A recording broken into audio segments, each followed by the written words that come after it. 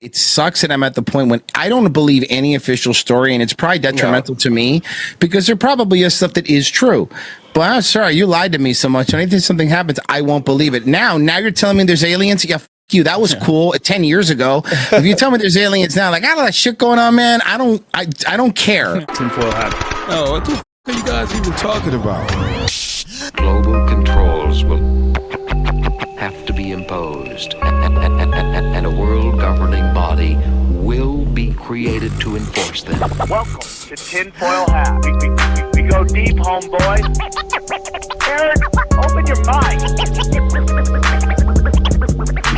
Drink from the fountain of knowledge. There's lizard people everywhere. That's some interdimensional shit. Wake up, Aaron. This is only the beginning. Dude, you just blew my mind. Are you ready to get your mind blown?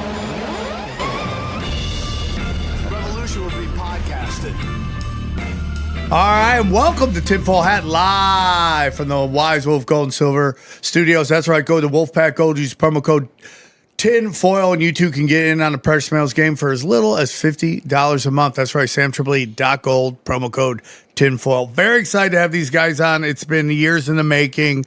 We were supposed to do it before, but everybody got super busy. I just did their show, and then now they're on our show. We're very excited. They got a very popular show, Revenge of the Sis. Please welcome Mersh and Royce Lopez. How are you guys?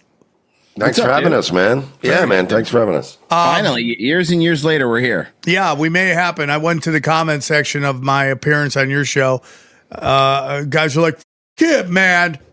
Yeah, no, they're like, "This guy." I'm like, guys, we're just f***ing around. We're not actually angry. I forget stuff all the time. There's times that I've had guests and I have completely forgotten to the day of, and they're like, "Hey, man, we're still good." I'm like, yeah, of course. And I'm like, f***ing scrambling. Yeah, it's hilarious. It's like, this should have happened a long time ago. Go.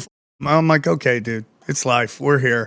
A little thing happened called COVID, and wars, and wars, and everybody's busy. But before we get into all that, can you tell us a little bit about yourself and where our listeners can find you? Well, Mersh, you could do this one. Mersh has the better speaking voice. We're Revenge of the Sis. You can find us on YouTube somehow. I don't know, miraculously. We're back there. And Rumble, that used to be a big thing, I think, at one point. A lot of people were talking about that for a minute.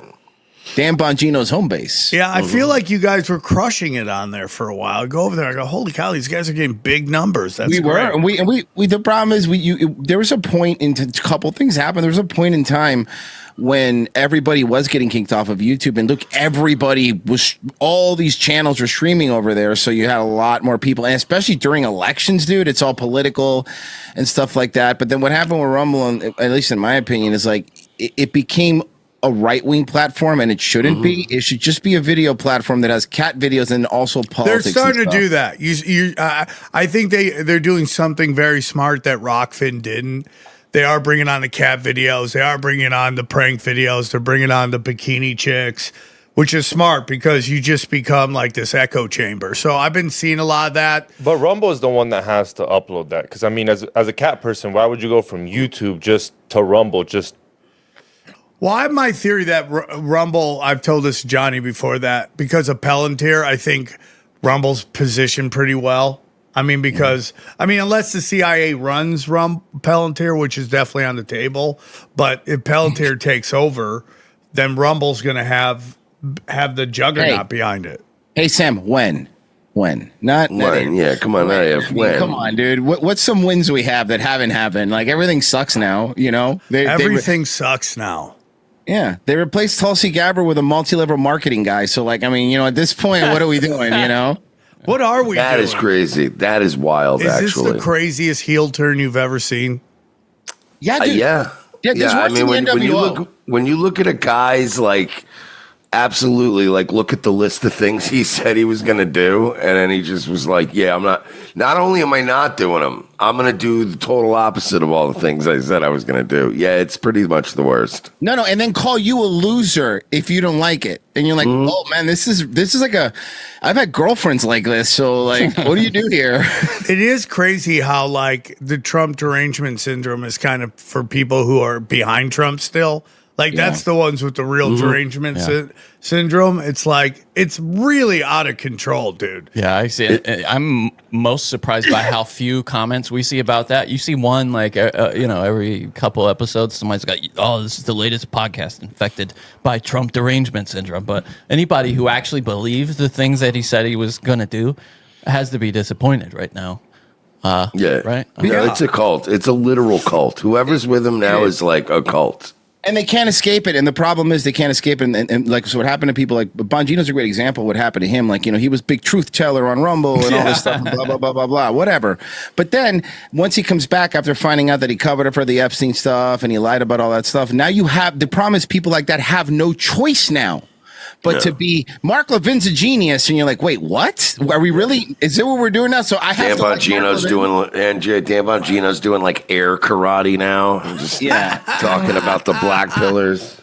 Yeah, it's great. It is crazy. It is crazy to go there, say you're going to talk a big game, go there, do absolutely nothing, and then try to go back. Like Why nothing don't you do it? Why don't you do it? Dude, well, I'm not dumb enough to take that job thinking I could do Tough anything. guy, you step up and do it. He just says that over and over again anytime somebody calls him out. They must have showed him videos of him doing unholy shit. And it could be like their AI, which is like decades before us, that looks exactly real. And he's just like, it's like Black Mirror where he's just humping a dead pig or some shit like that. And we're like, we're going to put this out, dude. You're right. You don't even really need blackmail anymore. As long as the video is good enough for everybody to believe and be like, we're going to post it out and say you did it. Yeah, 100%, dude. And it's just and the problem is like it's especially with politics, like by the time the truth does come out, if it ever comes out, it's too late. Elections are over. Policies are passed.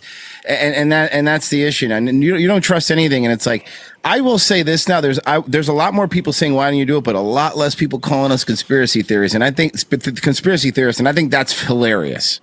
I think it's hilarious that that's still a slur to people. Right? Oh, what are you, a conspiracy theorist? Oh, you're not? Like, you're the retard. Yeah.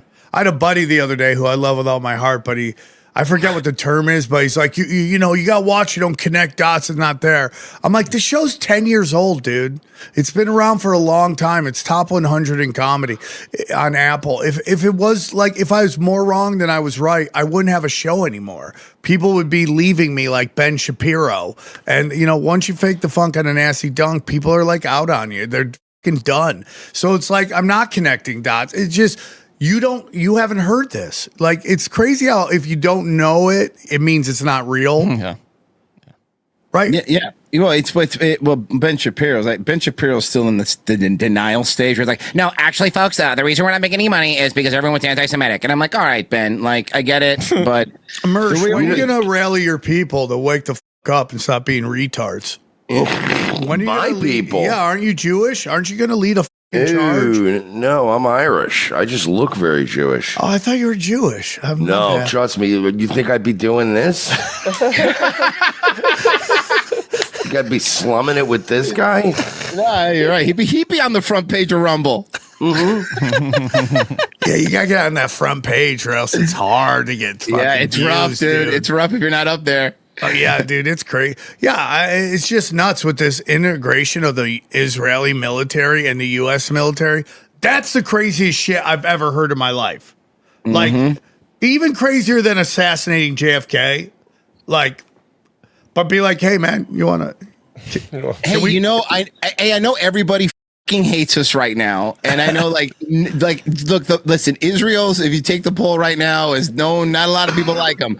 Now's the perfect time for us to team up. Yeah. That's like making a movie with Kevin Spacey right after the kid diddling stuff comes out. You're like, I'm gonna wait a little bit, man. I'm not like, I know you're like a famous whatever, but I'm gonna wait a bit for this to die down. Yeah, the brand's kind of cold right now.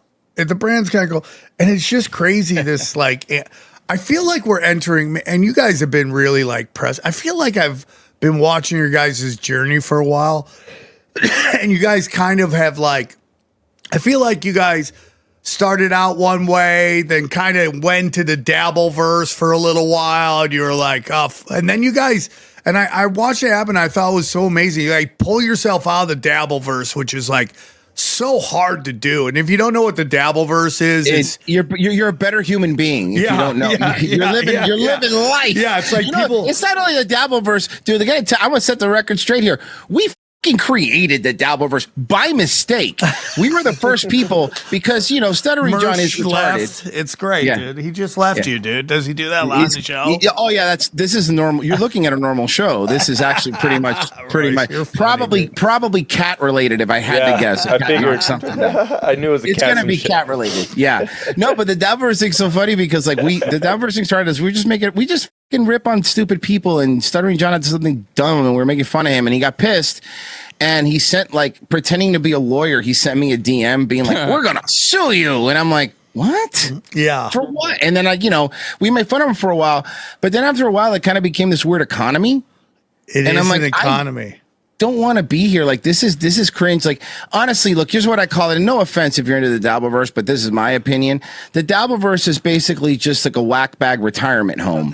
It's and if you don't know what that is, it's O&A fans go and retire to the Dabbleverse and go away into the long God. And then today I have to hear 20 years later how Opie jumped on a homeless guy's cake. I go, I know, but have you seen Opie now? He's not doing well. He's not doing well. Anthony's crushing it. Is that what Chad's all up in that, right? Chad's trying so hard to get out. I was going to say, shout out to your boy, Chad. I know. Chad went to Mersh's house. I saw that. I'm like, what are you doing, dude? What are you doing? That was funny. I have no knowledge of he saw what I did with Red Bar, so he was like, I'm going to do that. And I'm like, what are you? Don't do it, dude. That probably wasn't even smart of me to do, but, I had to do it. But what's interesting is the Dabbleverse is it's just got enough autistics to keep it going. And autistics just drop money, dude. They're like why OnlyFans is doing well. It's like all these guys are just making these super chat money, and God bless them. I'm super happy for them, but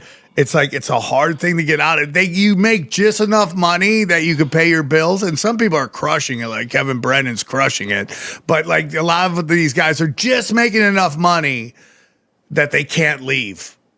Yeah, it's kind of like when a pimp keeps you hooked on drugs, and you always kind of owe the pimp money. You know what I mean? So you can just never really leave. Yeah, dude, it's very weird. And Chad always trying to bring me on there, and he'll call me just wanting to talk, and then he's like, "Hey, I'm live on my show." I'm like, "Bro, you gotta tell me that." So funny. The worst. That's the worst because you're always caught off guard, and you want to ruin a gig or something because you don't know you're live. Also, this is now going to get clipped, so have fun with that. Because now this is going to get clipped by Dabbleverse clippers. I love it because they're going to flip out. Wait a second. Then somebody in the Dabbleverse is going to comment on the clipped clip, and then they're going to clip their clip. Yeah, and then I don't know, a multiverse of clippings. For me, it's funny because I don't get as Mersh was definitely more involved than I was towards the later end, and I would say I was always telling him it's like.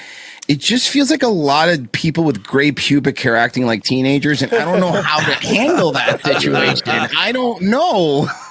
Yeah, you guys were you were in there and then you pulled yourself out, which I thought was very impressive. That happens to us a lot though, because we just get bored with stuff and move on. Dude, that's our problem. We get bored. We were covering Brendan Schaub for a while and making fun of that, and after a while we're like, this is stupid. Everyone's doing this. What are we doing? Who cares?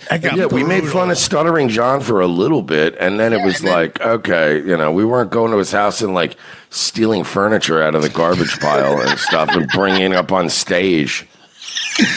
Oh yeah, just because he lives on the set of the back rooms, that's not anybody's problem. Okay. Have you seen that movie yet? I saw it yesterday, dude. I gotta tell you, one of the better movies I've seen in a long time, and I mean that. And I don't even go into theaters in general, and I went for it. Worth it. Well, it's so expensive now. I mean, Florida's pretty cheap. What movie? Backroom. Backrooms. Oh yes, I saw it. Yeah. Did you like it? I did. Yes, but it's not what I expected. Yeah.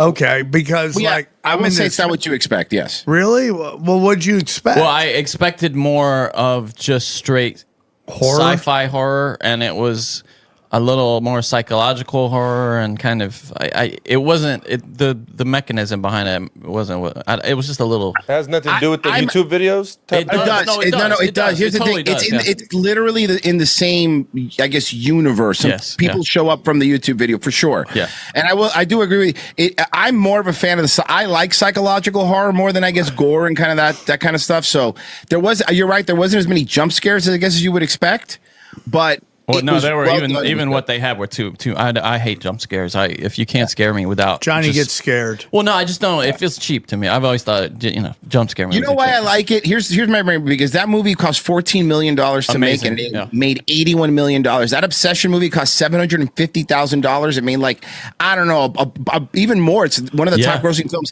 And that new stupid Star Wars film cost $126 million, and they made 25. Yeah.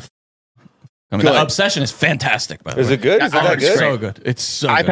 I've had so many people tell me I got to watch Obsession. I've just seen it yet, though. It's terrifying in so many ways too. It's What's it about? My wife's gonna hate it. That's awesome. It's about clingy women, basically. And she's really gonna hate it. I don't know if someone's being funny, but they're like, "Oh, dude, it's just like dating a Mexican." Like, is it that crazy? Yes. That's exactly what it's about. Yeah. The Mexican wall is real. I'm Cuban, by the way, so the Hispanic wall in general is real because women will go from being hot, and then just like at a 30-something, if they don't take care of themselves, they hit what I call like the potato wall, and man, they all look like a bunch of fried yuccas. Like, it's really bad, but it's genetics. There's nothing. San Antonio girls. San Antonio girls. That's a great way. Because they're not supposed to be out at the scene. That's the problem. And they know it though. They're meant to be having kids and taking care of kids. I mean, the women on the show have heard it from me 1,000 times. They're great, but it's like you're not supposed to be at the nightclub at 40. You're not. No. You're really not. Even guys aren't. Even guys go, but they're creepy, dude. It's like super creepy. Look at the Amish. Dude, the Amish women, dude, they just turn into shoe boxes once they have squirt out a couple babies. They're all just shaped like rectangles. Just hefty women. It's a real thing. But they can also build. They're going to build a barn and squat 340. So they just don't care how they look or something. Yeah, dude, it's crazy. And then you take a look, because around 35, both sexes hit the wall. Men lose their athleticism, women lose their fertility. And then at 40, the most depressed and mentally ill demographic is women in their 40s, progressive women in their 40s, because they bought into the lie. And then they realize that it's not happening. And it's so crazy because I have so many friends of mine who have kids late. And the look in their eyes is like, oh, they lied to us about all this. They lied to us about it was like, this is great. And it's like really fucking nuts, dude. And just the way, because I've been on stage and I've been asking young guys, are you trying to get laid? They're all like, no. I have 100%. I have no clue how the psychological damage you have to do to a male for them not to want to chase pussy. Women have just scroll through Instagram for 5 seconds, and it's just a bunch of women talking about how they're a victim and men are horrible, and they hope guys off themselves and the male up. And it's like, why would you? And then you see the guys going no, I'll just play video games. Or there's plenty of videos of dudes going up to women and them secretly recording them and then being like, ick, and then you're like, all right, well, what are you just going to humiliate these fucking guys if they go up to you for a TikTok video? They'd rather not. And then women, because they're fucked up, then they'll make a video being like, guys don't approach me anymore because I don't want to get accused of rape. What do you want from me? They've been talking about, because everyone has a camera now. We're in a panopticon. Just they're always watching. And so if you do something stupid, someone uploads it. It's everywhere. Now you're the stupid guy. Yeah. No, that's true. Yeah, you can't. You're right. And no matter what you do, you have to worry that you're going to be recorded, and you can't even fuck up. You're right. You can't even walk to a chick and shoot your shot and fuck up and say something dumb, because before you know it, there's 5 billion views on Twitter, and look at this retard guy. He came up to me and thought he could actually hit on me, and I'm like, all right, man. Whatever. Also, the number one place to meet people was at work. And they just completely wiped that off. You can never do that. That whole culture of work date, like The Office, the premise for The Office is a workplace romance, would never happen today. It'd just be totally unrealistic. I saw this company. This guy's I'm just going to get rid of human resources. Yep. And he got rid of human resources, and all the problems in the office went away. Of course. They just immediately went away. He goes, this department's only here to cause problems. And he goes, they said, well, what happens if there's a high level thing? He goes, then if there's something, I'll deal with it. But that's fine. But we're not doing this. Because it's look, somebody said this, and I can't take credit for it, but does anybody in your audience, and you could leave it in the comments, I would love to know this. Has anybody in your audience ever met a leader of a human resource department that was a white, straight man? Those three things: white, straight, man. They're never those things. They're never. They'll be white and gay and a man. They'll be straight and black and a woman. But that it does not exist there. So if you're a white straight dude and you're fucking working in an office, good luck. Good luck, dude. It's basically The View. They basically have a human resources, and we have human resource people listen, but it's just the truth. Do we? You know that? No, I don't. Okay, I thought you had something in mind. I'm just, women been taking a beating lately on a couple of my shows. Well, you know what? They go take a beat on ours too. So this show's not going to be fun for women, but it's okay because you know what? And I'm not trying to be mean, ladies. You're not fun for us most of the time. Because every time we're having fun, you're like, "Hey, what are you doing? Can I ruin it?" I'm like, "Yeah, I guess." 100%. You just see all these. What porn has done to guys is what social media has done to women.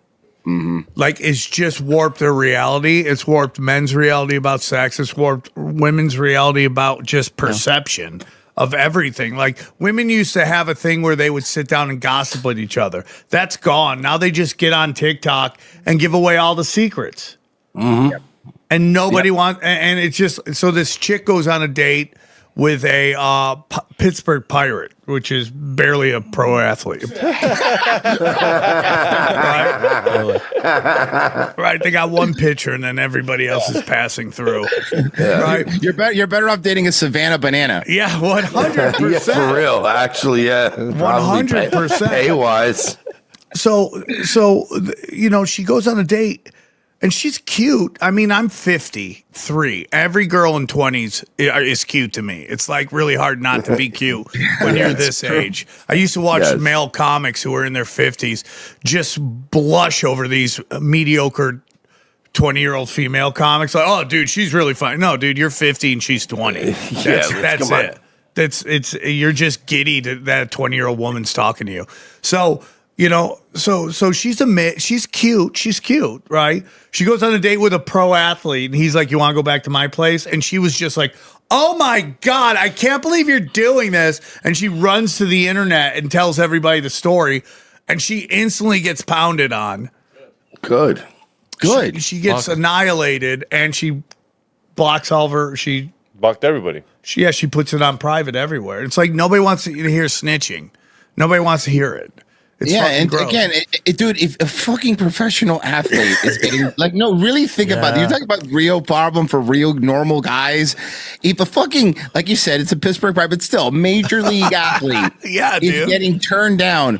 Good fucking luck, Joe Schmo that works at Amazon. Yeah, good 100%. It's and then these dating apps. You ever watch Whore Math or Hoe Math? Have you ever seen the Hoe Math channel?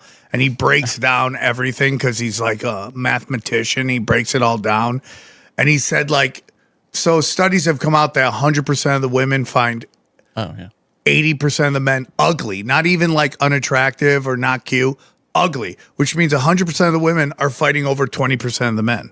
100%. We're talking 4s and 5s. And there are more women, fighting for 9s and 10s. Yeah, all the you know the problem. You know why? And this is women. Let's give you a break for a second. You know, a big part of this equation is guys will actually fuck anything. Yeah, so that's even the problem. Even the ugliest woman always has an option. You could be a 500-pound woman, and hey, guess what? Black guys still exist. So you're gonna get laid. You're gonna get laid. You're gonna get laid. You're gonna get laid. They're delusional. If you go on the comments, it's just their own girlfriends calling each other hot bitch, gaslighting each other up, queen, and then you have a black guy telling you you're queen. So this girl thinks she's a fucking queen because they're just this delusional. Is every episode of Jerry Springer, by the way. is like some fat white woman whose husband works all day and she's just getting a fucking NBA train ran on her every fucking week. Every day. And she's like, you didn't talk to me. He's like, I'm working all the time. Yes, she had so many NBA guys in her, they called her the COVID bubble. Yeah, dude, for sure. So women, so I watch whatever. It's a fun show. I don't know why that guy gets to determine who's hot or not. It's the weirdest. Well, it's like Howard Stern used to take a laser but pointer. He's such an interesting guy, right? Because you're not Brad Pitt, and then like I like his show. Yeah. That's one of my friends calls it 4-H Fresh and Fit. Yeah, dude, it's such a weird fucking thing. He's like, you're a 6. I'm like, who are you to judge anybody, dude? Anyways, so he was talking to these chicks and he said something really true. He's like, any girl here can have 6 guys in a day. Like women can have multiple men in a day. But men can have multiple families. I mean, like women can have a ton of dudes laying pipe on them, and men can have families all over the place. You know what I'm saying? Like that's kind of the game that gets played. No, but you're 100% right. 'Cause really think about the 50s. In the 50s, not only could you support a family with one job, you could support like 3 or 4 back in the day. Yeah, think about it. One job, 4 families. Yeah, it was great. We need to go back. But it's going to get like that because if you got 100% of the women fighting over 20% of the men, then you're going to have multiple baby mamas. Because these guys not going to bang everything to do. They do have multiple baby mamas. Yeah.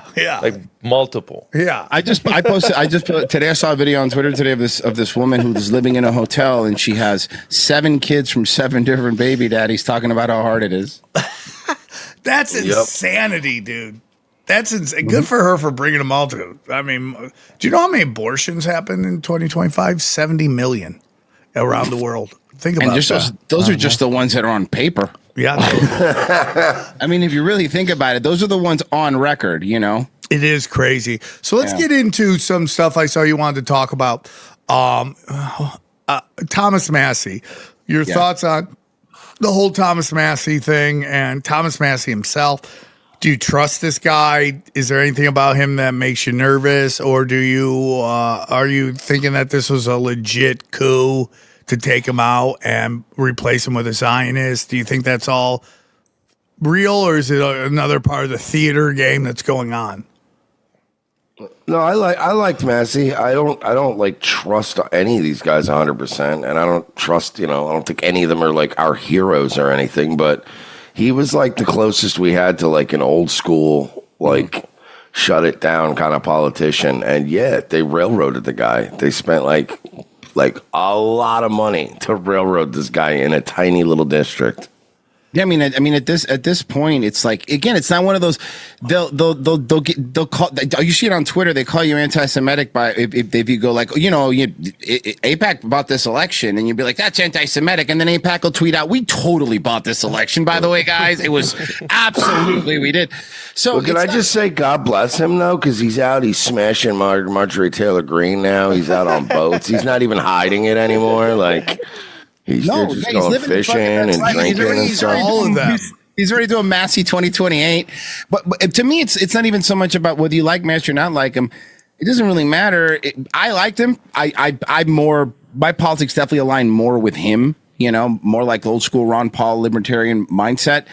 But the thing, the reason that this should worry everybody is like, it doesn't matter because sure, maybe it was our guy now, whatever. It's fine, but it'll be your guy.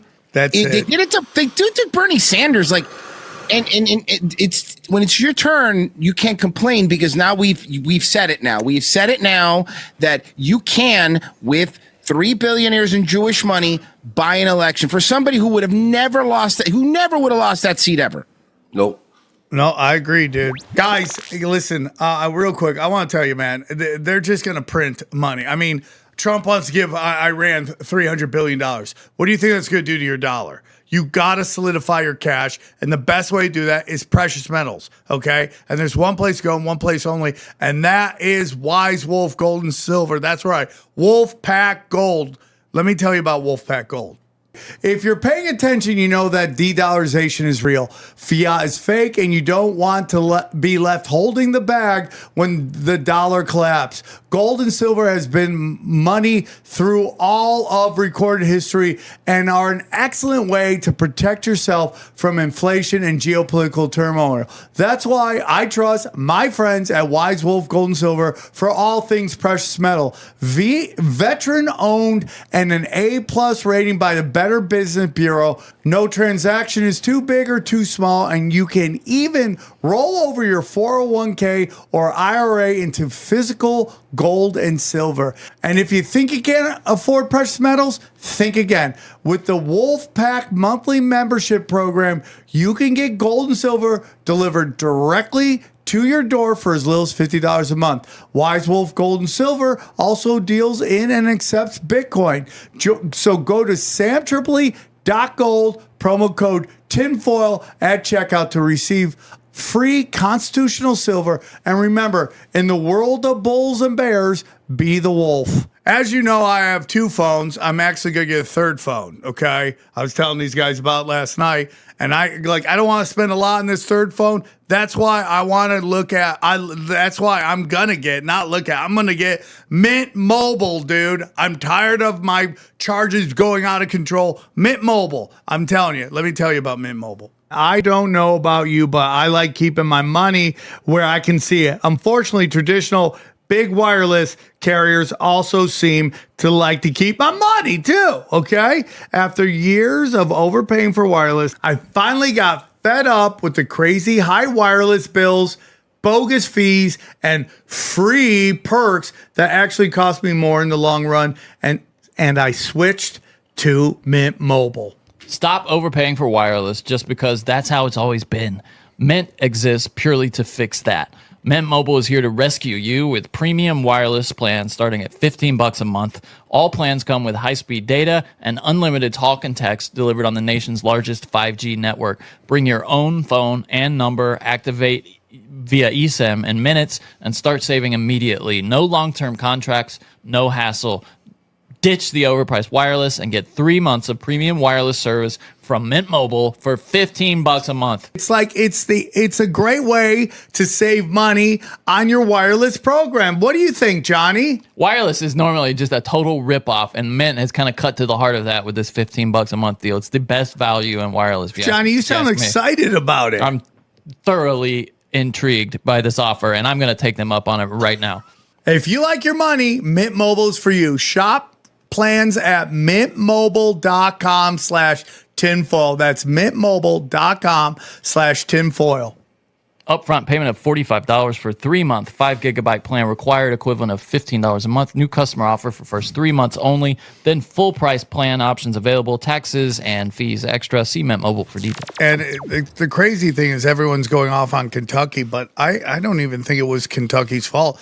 I think at the end, just like what happened in the mayor's race last night in LA, like all of these votes come in late. Like they just have to see how many votes they need to just crank up. And then it's like late night votes, and votes come in all for this guy, that guy, this guy. And 5 years from now, we're going to be like, this doesn't make any sense. There's only 1 million voters in this district, and 1.4 million people voted, and it's all too late. It's already freaking done. So again, it's just this mail-in shit. It is the ultimate way for them to rig the election. And I went and voted last night, and I went to go. I just purposely handed them my ID. I'm like, here, take it. And they're like, we don't want it. What's your name? And I'm like, oh, dude, it's done.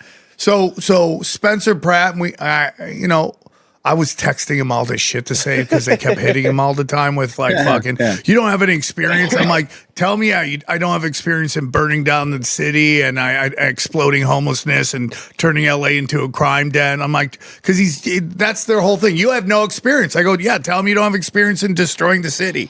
He's like, thanks, dude. So, I mean, and there's, he's a Zionist, but I think every election now is either you're voting for a neocon Zionist or a Bolshevik progressive. You don't win. Look, how do you win?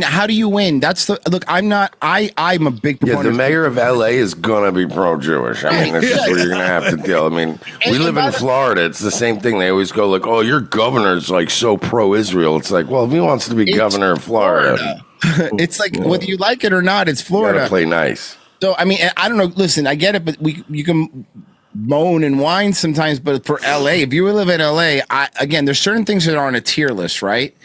Spencer Pratt is like, he can't fucking control fucking foreign wars or anything. So even if he is a Zionist, who gives a shit, right? But what he can do is maybe, have water in the reservoirs, right? And fucking clean the city up. And he even got Bill Maher there. Bill Maher's like, I installed solar panels, and he even told them like, solar panels are like the last thing on the fucking list, bro. Yeah. Like, I get it, but so I'm not saying, does it suck? Is it a hard pill to swallow? Sure. But I think for local elections and stuff like this, I don't really think it makes as big of a deal as like a federal election. I think local elections may be the only thing that really matters on a federal level. Well, did you watch the James Lee? He had this video he made where I know he every was time saying I tweet pro Spencer Pratt, I know James Lee gets a little more disgusted with me, but I'm picking my poisons at this point. Well, I mean, who are we choosing? If not Nitya Raman, I swear to God, dude, I voted. Democratic socialist. I voted yesterday. I couldn't spell anyone's last name if I tried. I didn't know who any of these people were, so I just you could put in you could name somebody. You could write in, and I just put my name under everyone. That's so who do you want to be county creator? Sam Tripoli. Who do you want to be district attorney? Sam Tripoli. You don't have to put anything. I know, but I just want to get a vote. Well, all the names are foreign, so they just look like new comedians are on the front page of a Netflix Way special. too many vowels, dude. I'm like, I don't. You can spell. Oh, great! Great! They gave him an hour Netflix special. That's awesome. Dude. It does show you how pissed off people are in the state, though, that Hilton was leading in the governor's race, a Republican with an English accent. The guy speaks with an English accent and was on Fox News, and he's now first. You're going to place have for these the governor. bubbles of LA where they still have money and they can fantasize. Again, it's like if you watch that Finkelstein interview, I'll get into it. So if you watch that Finkelstein interview, Norm Finkelstein, who suddenly is upset that the right is agreeing with him. Like he's like, you got these right guys, these conservatives that are just anti-Israel, which is going to lead to the death of. You're like, bro, they're literally saying the same thing you made your fucking name off of, dude. It's why everyone likes you, because you're calling it like you see it. And now because someone has an R by their name or a C for conservative, now you're freaking the fuck out. And it just gets in to what always happens is with leftists. It's like the theory of hate is 10 times worse than real world consequences. They would never want to agree with a conservative on nothing. It's like the issue isn't as important as going to war with the other side. And he didn't destroy his brand because he's back at it again. But everyone's like, what the fuck is this guy talking about? And that's LA. It's like, dude, you're pumping $7 gas, and you could be like, well, it's the Strait of Hormuz. It's like, it's not, dude. The gas we pumped. That we're pumping in our car, that oil was taken out of the earth 2 years ago. This has nothing to do with the gas you're pumping right now. I know. And the other thing you brought up, which we talk about on our show too, is like, I remember when I was younger, like people were allowed to have like nuanced views on things. And somebody was Republican or not, but I do remember this, and this is the part that blows my mind that you really like. And Mersh and I talk about it. When you were younger, right? Like, my parents were Republican, right? But our neighbor was a Democrat, and he voted for Bill Clinton. And they busted each other's balls, but they came over, they barbecue, they can watch football. Everything was fine. But now it's like, what? Who'd you vote for? Wow. I guess, you know what? I guess you don't want women to have rights, don't you? Yeah. Like, wait, what? No, I guess Israel doesn't have a right to exist, huh? And I'm like, you know what? The more you keep saying that, well, it's very interesting because the woman who lost came in third in the mayor's vote. Her last ditch attempt was to bring abortion into the issue. So she started talking about abortions and how these Republicans want to take away your right, which is what you see every 4 years. Right about a year outside of the election, the Democrats crank up the abortion issue, and then that's how they galvanize all the white progressive women who just have fallen for the psyop of back alley abortions, which isn't real. Rachel Wilson's talked about it a lot, and the Roe versus Wade whole case is the woman at the center of it admits she lied about everything. And you're right. The back alley abortions, they always sell it like we're living in some sort of fucking post-apocalyptic shanty town. Yeah, where there's just fucking roving vans with coat hangers that are ripping babies out. That's not really happening, guys. It's never happened, dude. It's all big bullshit lie. But they had to sell them on it because they want that to be a wedge issue. I mean, when Obama was in, they had the House, the Congress, the Senate, the White House again. And they could have codified it, but they didn't, because that's the issue that they drive in when they don't really have anything to run on. So they just run on fear. So they just crank up the Democratic bullshit. And it's really sad that they fall for it. And, you know, going back to what you're saying about, you know, you believe one thing, it will be used against you later on. Mm-hmm. That's exactly what happened with my body, my choice, which was, you know, hey, I have the right to my body when it comes to abortion, stuff like that. And then those people automatically flip to, if you don't get the COVID shot, you have to go live in a camp. They are literally saying we should live in a camp. And they lost all their ground there. Nobody at all believes any of this. So they've been taking L's on the pro-choice shit. And that's what it is. And it goes back to this ICE shit. Yes, there's a lot of people in this country that need to go, and these idiots don't realize that. And again, it's like the thought of the police, law enforcement having any power, and I'll get into my problems with ICE, but, you know, they're more upset about that, like in Minneapolis, than they are about Somalians robbing them blind. The more tax people don't care about tax fraud. The quality of life or standard of living people want more taxes. If you got rid of taxes, you would have a better standard of life. I mean, it's simple math, but they don't ever care about that. It's just more taxes, more taxes, more taxes. We're dealing with that here. We're trying to get rid of income tax in Florida. Not income tax, excuse me, property tax. Yeah. So if you own a home here, doesn't mean you can have like 5 homes without paying. But if you own a home here, Homestead, DeSantis is now trying to pass, hey, you know what? We make enough money here. We have a surplus. We really shouldn't be having to pay property tax. You don't own anything if you pay property tax, right? So, of course, as you could think, it's a very popular issue for people here. Everyone's like, hell yeah. And the only people fighting back are these municipalities that are like, but what do you mean? What do you mean we can't make extra money? What are you talking about? The schools are going to fall apart. And I'm like, no, they're not. $300 billion has been stolen in tax fraud in California, and these people want more taxes. They almost have the best accountants ever, that they don't have to pay taxes. They want everybody else to pay taxes. It's absolutely ridiculous. And then you have these progressives, and there's like young people. I understand it's like a horrible economy to come into if you're super young, but they're like, let's give boomers more fucking money, blah, blah, blah. It's like, you don't understand. They've artificially inflated the price of your house so they could tax you more. Mm-hmm. Oh, and a lot. And they're all in on it. And then BlackRock owns so many homes too.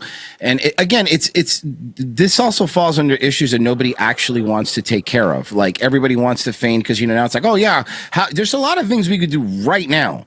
They could fix stuff if we wanted to, but we don't, because all the lobbyists and everything's entangled and nobody wants to do it. You brought something up that was a great point, where you were like, you know, Republicans only really fucking care about the border too around election time. And you want to know why I know that's true? Because Trump is look, say what you want about Trump. Illegal immigration has gone down, people coming in. He has not deported enough people, but whatever. I agree with that. But here's the one thing that people aren't bringing up. He never built the wall, and that kind of went away, because that problem is going to come back like that. The moment he's out of there, if there's not a physical barrier or something with what he ran on, it's not going to matter. And again, I think it's by design. That's why the neocons were always against the wall, because if you need to be able to run on immigration, because in the truth of the matter, you think these neocons want all these Mexicans here and all these people. You're not even Mexicans. You know what? I apologize to Mexicans, because in the 90s, if I could go back to the 90s, trust me, I would want to go back. Can we get the Mexicans back? That was fine. That was so much better. Now it's like Haitians and like Syrian terrorists. They're pit barbecuing gerbils Chinese people. Square, and I'm like, what's happening here? Mexicans get up at 4:30 in the morning and go work for their family, and like, I can live with that, dude. We all had this agreement, right, where it was like immigration. We kind of talked about it, but we were like, you know what? Look, they might be a little loud, a little bit late at night, drinking their Modelo's in the yard, but it's like I can deal with that, you know. And I don't mind when you put inside furniture outside. It doesn't bother me any. So it's like I don't care. It's fine for me. Mexicans love couches on their front lawns, dude. But they're comfy. Say what you want, but they're comfy. Every Mexican house looks like the projects in The Wire, where they have just couch out there and they're just sitting on it. Here's the thing about the Mexicans, and Mexicans are amazing, but they're now 2 or 3 generations in, and they're going through, and they're way more like white people than Hollywood wants to admit. Hollywood wants to act like they're all gangbanging black culture, but really they're way more conservative, conservative. But the problem is they're all fat and they all work for Border Patrol now. Dude, Mexicans. That's true. Dude, there's a lot of Mexicans. And LAPD. Yes, there is a lot of Mexicans. That's why their face is covered, because they keep getting yelled at. You're like a bootlicker for Mexicans. That's why they, every time and you're they're like, in LA. yeah, cool. I get Benny's, dog. Like, what do you want from me? I mean, but here's again, if cops don't wear masks, why should ICE wear masks? And on top of that, I'm sorry, and this is again the game they play, which is get you comfortable with shit against that being done against people you don't like. And once they get that, then they do it to you. It's like, and then there's nothing you can do because you're emotionally captured. It's the same thing with AIDS, right? When they tell everybody AIDS is everywhere, they're like, it's just a gay man's disease. And then as soon as everyone bought it, only the gays can get it. Then they're like, oh my God, the straight chick got it too. Now you're emotionally captured. Those are just finance bros in the 80s still trying to get laid, though. Like, it's a gay disease. Yeah. Gay, dude. You can't that was get so it. much Sam Kenson's best shit. But going back to ICE, it's like you should have to have a warrant to go into somebody's house. I don't care if it's illegal or not, because that's basic constitutional shit. That's a checks and balances. This notion of raiding someone's house without a fucking warrant is a slippery fucking slope that they're getting you okay with because you want to get rid of illegals. That's how they do it. Oh, 100%. Look, I think Mersh will agree with me. We're stuck in this weird world where we're pretty anti-authority in general, I would say. We don't like to be told what to do. And 100%, I like this when we watch cop videos, we try to be as fair as we can, because there's a lot of shitty cops. And, there's towns that are entirely captured by them. It's 100% happens. But that being said, I don't want to live in a lawless fucking shit world either. 100%, dude. But I will agree. We should always cover, show your face. I agree you should show your face. Yes, show your face. I know they're getting through. Fine, but okay, but that's part of the job. And I think Bill Maher said it, to give him credit. He says, you can't be a proctologist and complain about seeing assholes all day. It's that comes with the job. Yeah, dude, 100%. And if you think you're going to send down fucking social workers to talk to broken people, hurt people, good fucking luck, dude. By not reporting crime doesn't make crime go away. It just emboldens fucking criminals. So dude, we're not going to get arrested for this shit. Let's fucking go, dude. So that's what we see happening. And then when they change the law and people don't know that, they go and shoplift and they get arrested. We're not going to jail. You don't arrest for it. They're they change the law. They're oh, we're going to jail. It's they're not going to stop doing it because you don't enforce it. That's it. And don't live in a gated community. Tell me about how we don't need cops. Yeah, well, they don't need them, and that's true. It's always gated community. Always the same people telling you not to have a gun too. Are always the ones that have security guards. Governors too, like Newsom, walk around with 8 armed guards telling you don't need guns. Newsom's scary, man, and I'll tell you why. We talk about it on the show, but Newsom's scary because he can win and really easily because of women. And I'm saying that women are dumb. He has, as president, he has that Bill Clinton weird kind of, he knows, and I'm telling you, chicks dig him, and that's really, nowadays, that's really scary. No, Beto O'Rourke and a lot of these other guys, they're just dorks. They keep running these guys that are dorks, trying to skateboard in the Whataburger parking lot, and it's ew, dude, stop. But yeah, Gavin Newsom has that old like bad guy from an 80s movie American that's gonna Psycho. like tear down the fucking community center energy. Yeah, women like that.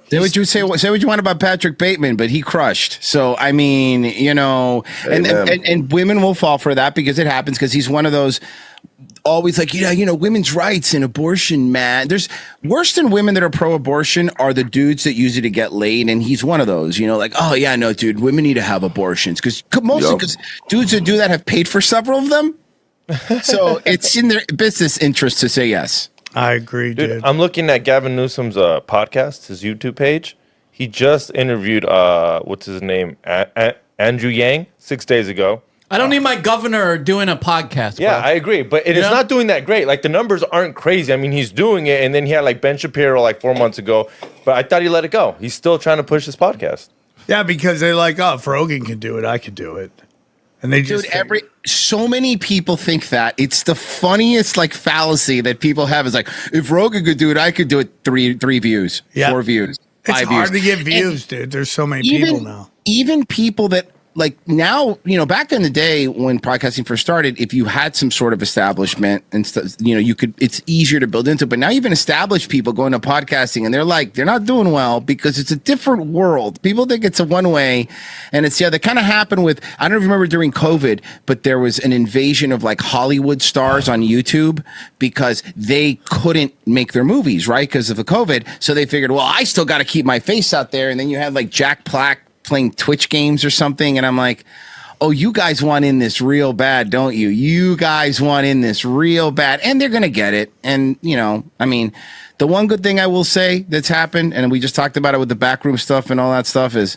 that was a YouTuber that did that, and it's fucking beating the brakes off of Star Wars. We've been talking about this on the show. It's like they're doing controlled demolition of Hollywood. There's so much woke crap in the middle that just wants to keep putting out action hero movies and all that shit that nobody wants to watch. So they can't fire them, so they have to implode it.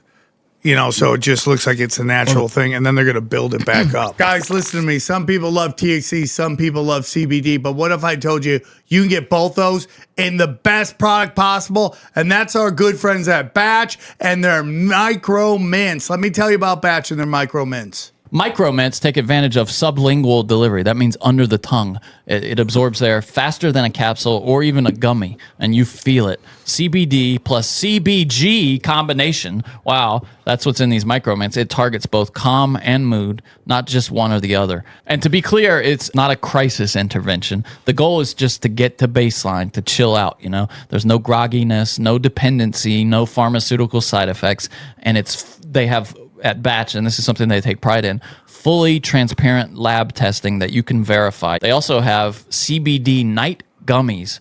They're formulated specifically for sleep quality, not just falling asleep. So you're not drowsy. You're going to have a high quality sleep when you actually do get to sleep. Waking up rested changes everything downstream of it. Mood, patience, cognitive clarity. And they have an incredibly clean formulation for those of us who love to read ingredient labels. And if you're asking yourself, why should I trust Batch? Well, check this out. They're founded by engineers, not marketers, not random Instagram people. And they offer a full certificate of analysis for every batch, meaning you can look up every ingredient and confirm that it's there doing what it's supposed to do. So right now, Batch is offering 30% off site-wide, and yes, that applies to subscriptions too. So you can lock in that discount on your monthly supply.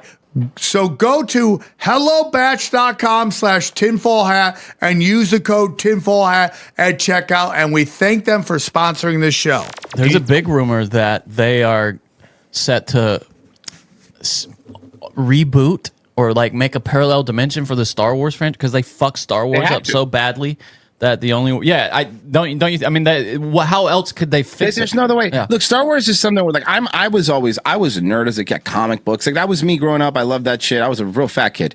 And I always, you know, fond memories of Star Wars, Star Trek, and all that kind of stuff. Same. And as soon as it was sold to Disney, I'm like, this is going to be a fucking problem. And now I will say, Again, another apology. I apologize to George Lucas. I shit on your prequels really bad. Me too. And honestly, going back now, I would give anything if that's at least by the guy who created it and it's somewhat in the Star Wars. But now it's political dramas. They're fighting space Trump or whatever. Yeah. And I'm like, I don't need to see a Star Destroyer that's MAGA colored or whatever the next thing you're going to do is.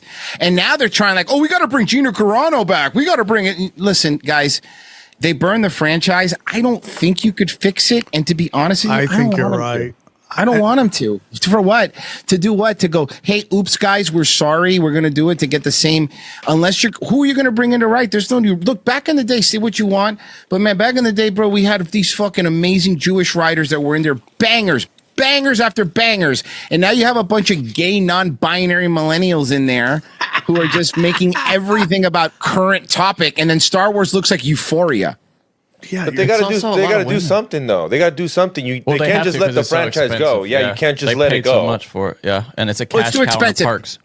You're right. It's too expensive. You're right, and they're literally rides in the parks. You're right. It is a lot of money. So of course they're not gonna let it go. But I think you're not gonna capture any of the real old fans anymore. No. I mean, who's gonna go? Are they getting the new ones? Can you at least say that they got new Star Wars fans? No, because look at the Acolyte. I mean, that was the whole play listen, for the new here's fan. The thing, dude. You know, it's terrible. It's that who liked Star Wars? Boys. Boys like Star Wars. And it's women making all the new shows. Yeah, and ridiculous. It's also like, okay, that putting women in charge of Star Wars is like putting men in charge of Sex in the City. It's just like 100%. You can't write to that demographic because you don't understand it. It's the same thing that happened to Playboy. He put his daughter in charge of it, and it just went to shit. She started doing, we're not going to do these shots anymore. It's like, no, those are the shots we like. We want to see inside. We want that. And then Penthouse is like, we're going to open the pussy up even more. Right? You're going to see her tonsils. But a perfect example you said about female writers, and this is so true. Perfect example. The stupid She-Hulk show was written by all women, and that was a woman writing a lawyer. A man writing a lawyer, Kim Wexler on Better Call Saul. Yep. Fucking amazing. Yeah. Yep. So it's we always talk about when women write, you could always tell because they over-explain and they use too many adjectives and they go too deep into stuff. And it's like every little scene needs to be framed. No, women always write like they just took a creative writing class. Like it didn't do well. Yeah, it's always very telling. And you're right, Sam. Dude, male Sex in the City would literally be a 30-second Vine video. Hey, you smash? Hell yeah, bro. High five. Yeah, that'd be it.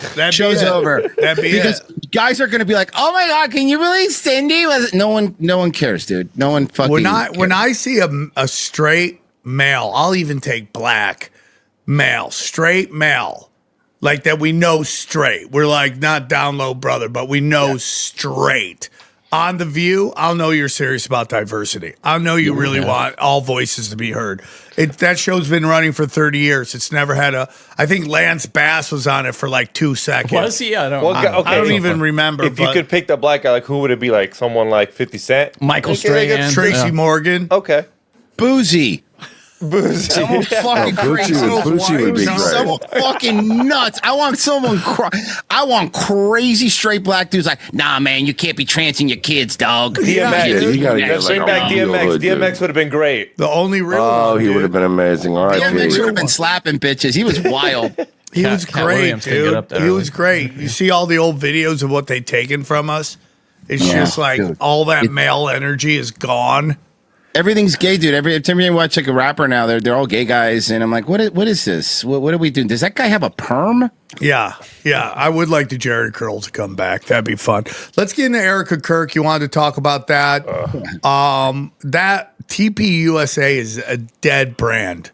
It is a dead brand. They ran it into the ground. It's like it's pretty. This whole thing coming out with Melania was actually one of Jeffrey Epstein's escorts, which, we've been talking about that forever. One of my first jokes on my special is how she's like the Michael Jordan of gold diggers, dude. Like she's the greatest to ever do it. Like no one's ever gone from fucking hooker to first lady that we know of. I mean, half the first ladies were dudes anyways, but it's like, it's an amazing ride. It really is the American dream if you think about it. Prostitute to first lady. That's a great story that they should write on some movie about. From Russia. Wait, Well, you don't like that. You don't like that baddie Eleanor Roosevelt? Yeah, dude. that was so crazy though. Like the way she just came out. Remember when Melania just came out one day and was like, "I have nothing to do with Jeffrey Epstein," and we're all just like, "Whoa!" Like nobody was saying you did. Like the craziest part is, guys, you have to remember when it happened. The day before, Trump was like, "We're not talking about this," and she's like, "The fuck, I'm not." Yeah, dude. I'm trying to get in front of this, but like he's one of his hookers. And then he married Trump, and it's like, and that's the problem as you get older as a man. You're like, guys are good looking until they're older. Yeah, I mean, we just have more money, which is very intoxicating. We have more money and power. But the chicks who date the really old guys are a little cuckoo crazy, dude. It's a little cuckoo crazy, which is fine. I like crazy. I'm in, all right? But it's like, that's who you get when you're Trump. You start dating fucking hookers, dude. You dated a hooker. You married a hooker. Think about it if you're her, though, right? Like, you go into that thinking you're going to be, the end game is I'm going to be with a billionaire, real estate, reality TV star tycoon. That's the end game. And at that point, yeah, people are going to make fun of you and stuff, but there's no actual real threat to your life. And then he goes, I'm going to run for president. And she laughs because he's done it a couple other times. The guy fucking wins. And now you're in a scenario where it's not like they're going to the tabloids. Now you could just get murked. You know what I mean? Like, now you're in you're not going to be sitting in a penthouse divorcing Trump and then go marrying the next billionaire tycoon. Now you're stuck, you know, because what are you going to do? I think that it was great to a certain point, but I think with everything, you only want to get so famous. I couldn't agree more, dude. I got this project. If it blows up, you'll never hear from me again. I'll be like, hell yeah, dude. I'll be gone in the wind, dude. That's okay. And then when Friend of the Show, will be like friend of the show. We'll keep calling you friend of the show whenever you do something. That'll be my new name on shows. Friend of show. Friend of the show. That's, how much do you think Trump, like, how do you just obtain Melania? Did you pay her off to Epstein? Because if she's Epstein's fucking side hoe, it's just not. Yeah, I mean, I'm sure, dude. Some deals. That's just crazy like to be like, that's mine now. And the reason I bring this up because it will bring us in Eric and Kurt, but they're all MK Ultra sex skins. That's what they are. They're all like top shelf, like insanely hot women that these guys just send in to basically go live with these like super powerful men and manipulate them. I mean, and they love Slavic women, and they love Slavic women because number one, they don't cry. Yeah, they just don't, and they're really not snitches. Yeah, those two. They are pretty ride or die. Yeah, they are. So again, it's like with Erica Kirk. It's like it's coming out more and more that both her parents, just like Obama's mom, and just like Obama, was pimped out by her grandma, his grandpa. You know what I'm saying? It's funny because I told my wife the other day, and it's funny you bring this up. I said, "Hey, honey, if I ever die, I want you to come out to like WWE pyro." Yeah, dude. Hell yeah. You know? Hell yeah. Like, I really want like to milk it. And even like, it's funny because like I always use my parents because they're older as a good, like, see what older people are thinking. And when even my mom's like, I feel bad for that Erica Kirk, but honestly, she's kind of annoying me. And I'm like, okay, now when you're reaching like normie older people that are like, you know, this is getting weird, they got a problem.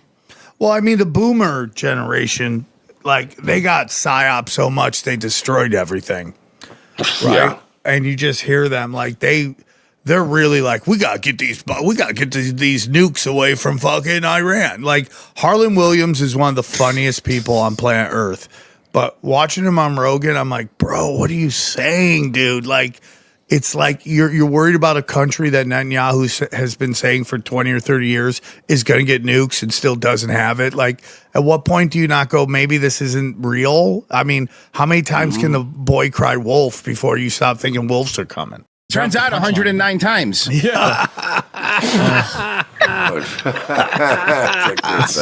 But you go back to Erica Kirk, her parents are both deep in the CIA, deep in the arms dealing, deep into intelligence.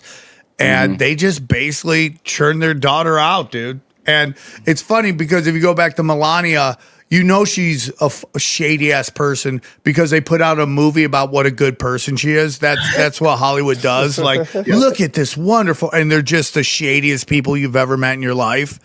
You know, it's like how they sold everybody on LBJ, and we just ran this clip on doom scrolling. Dude, he used to walk out to press conferences with his dick out. Whoa. He had such a big root. he would walk out to the press conference and the president of the United States would whip his dick out to the press and then tell everybody to follow him to the bathroom. And they would all go in the bathroom with him. Isn't that crazy? What the fuck? There's leaked audio of recording of him with his tailor actually talking about how big his hog was. Like, you could go find it. It's very funny. Of him, his tailor being like, "We gonna actually," goes, "Yeah, it's gonna have a big penis." And I'm like, okay, this guy, it was probably a big hog if you're the president. You're walking out there full frontal. Dog. Big Mike should do that. What, was it a nice hog? Like, nice piece? I don't know what. I think it would be. I mean, you wouldn't do that if it wasn't, right? Yeah, you would have to be proud of it. What do you guys think is a nice hog? Yeah. What features? I think it's got to be BSR. Okay, well, look, not to be gay. You can be. But not to be, no homo here. Full homo. But I think that a nice hog in my scenario is uncircumcised the way God intended. So I think that's very important. I like that. Okay, the uncircumcised guys. You got him, dude. I know he's uncircumcised. He's Hispanic. I'm very aware we're uncircumcised. I know, okay?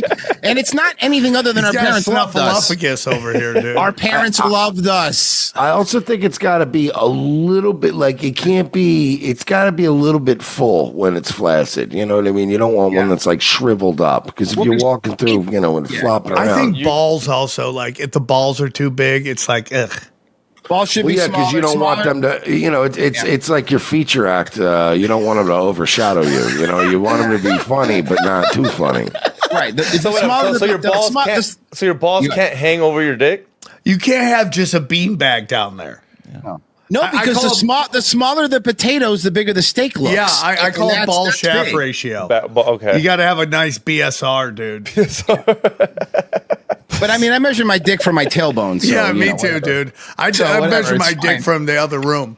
I just want to say that I'm just glad that we gave dignified widow Erica Kirk the dignity she deserved in this segment. That's about as much as I could muster up for her at this point, the way she's acting. But I want the AI stuff, Charlie, that you've heard, I'm sure, the AI thing where there's a audio recording of Charlie saying, and if anything ever happens to me, I want Erica Kirk to take over TPUSA. And they're the Jews totally didn't do it. That part had nothing to do with it. That was, and Bibi Netanyahu has a big penis. I don't know why that part was added. No, but it's audio, and then they said no. He said it at some sort of private event. But then I think Candace was talking about it. They said no. We talked to people at the private event. This was not there. They said just release the video. If he said it, release the video. They got caught with the. I think TPUSA is falling apart.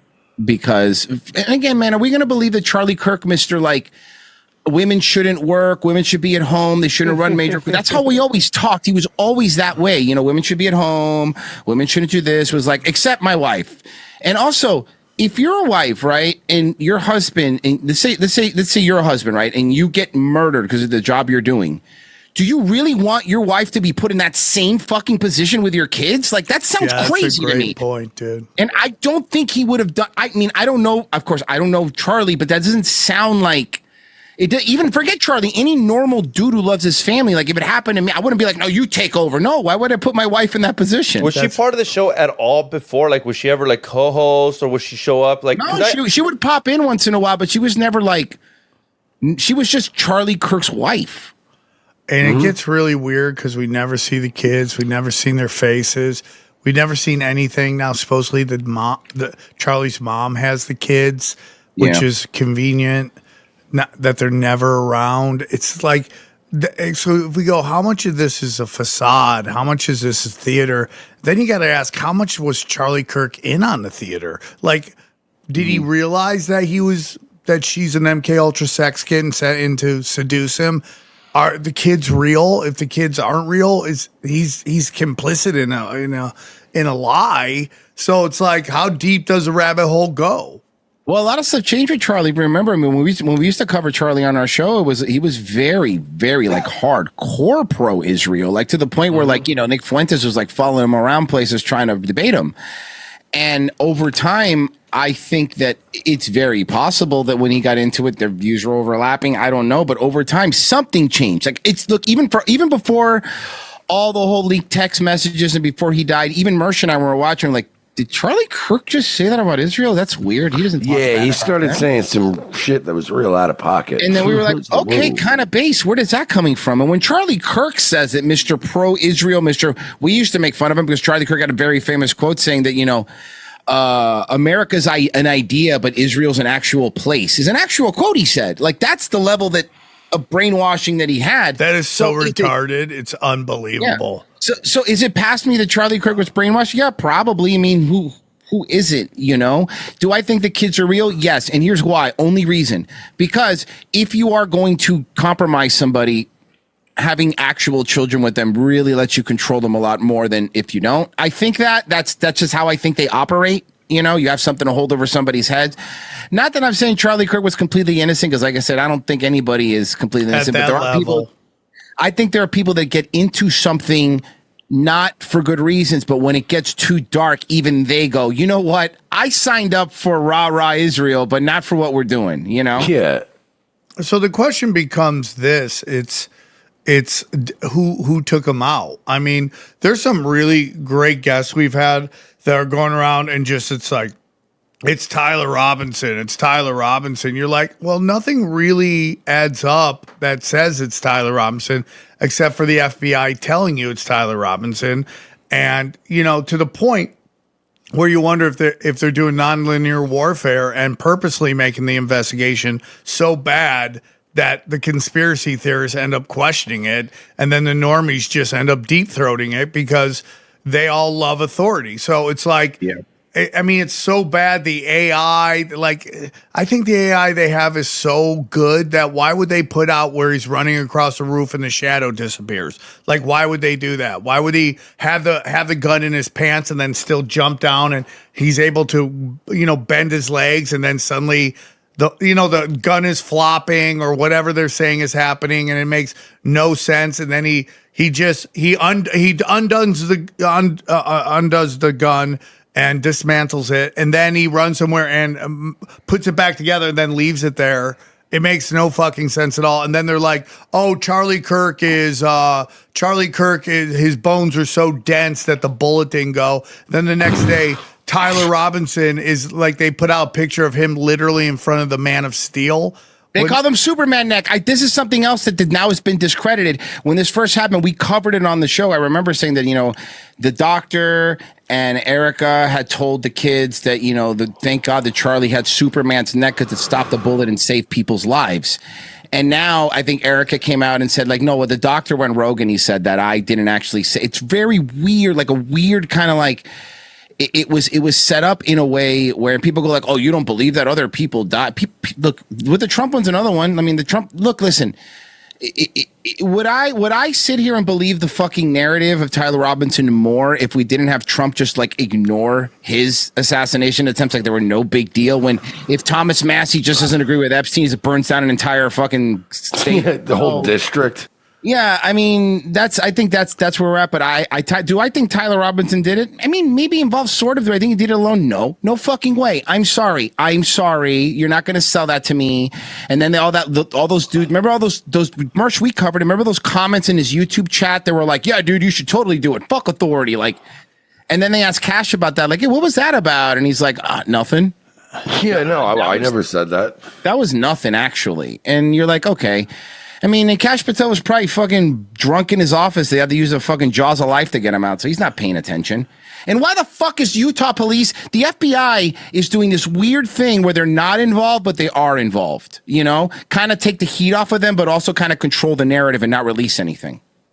It's so crazy how corrupt Utah is. Like we always saw Mormons, and Mormons are great people, dude. Like I met Mormons for the first time in Vegas and they were the best. But man, you go to Utah like this. We're probably talking on Broken Sim. I sent that video to you, Johnny, but the Lego disaster. Yeah, it's funny. I almost sent it to you also. But how deep did you guys go down that rabbit hole? I went deep, dude. It's nuts. Let's talk about that. That Lego thing is fucking the Mormon mafia, whatever you want to call it, in that town that they're trying to completely screw this Lego business is insane. It's insane. So nuts, dude. It's so nuts. We should briefly explain it, right?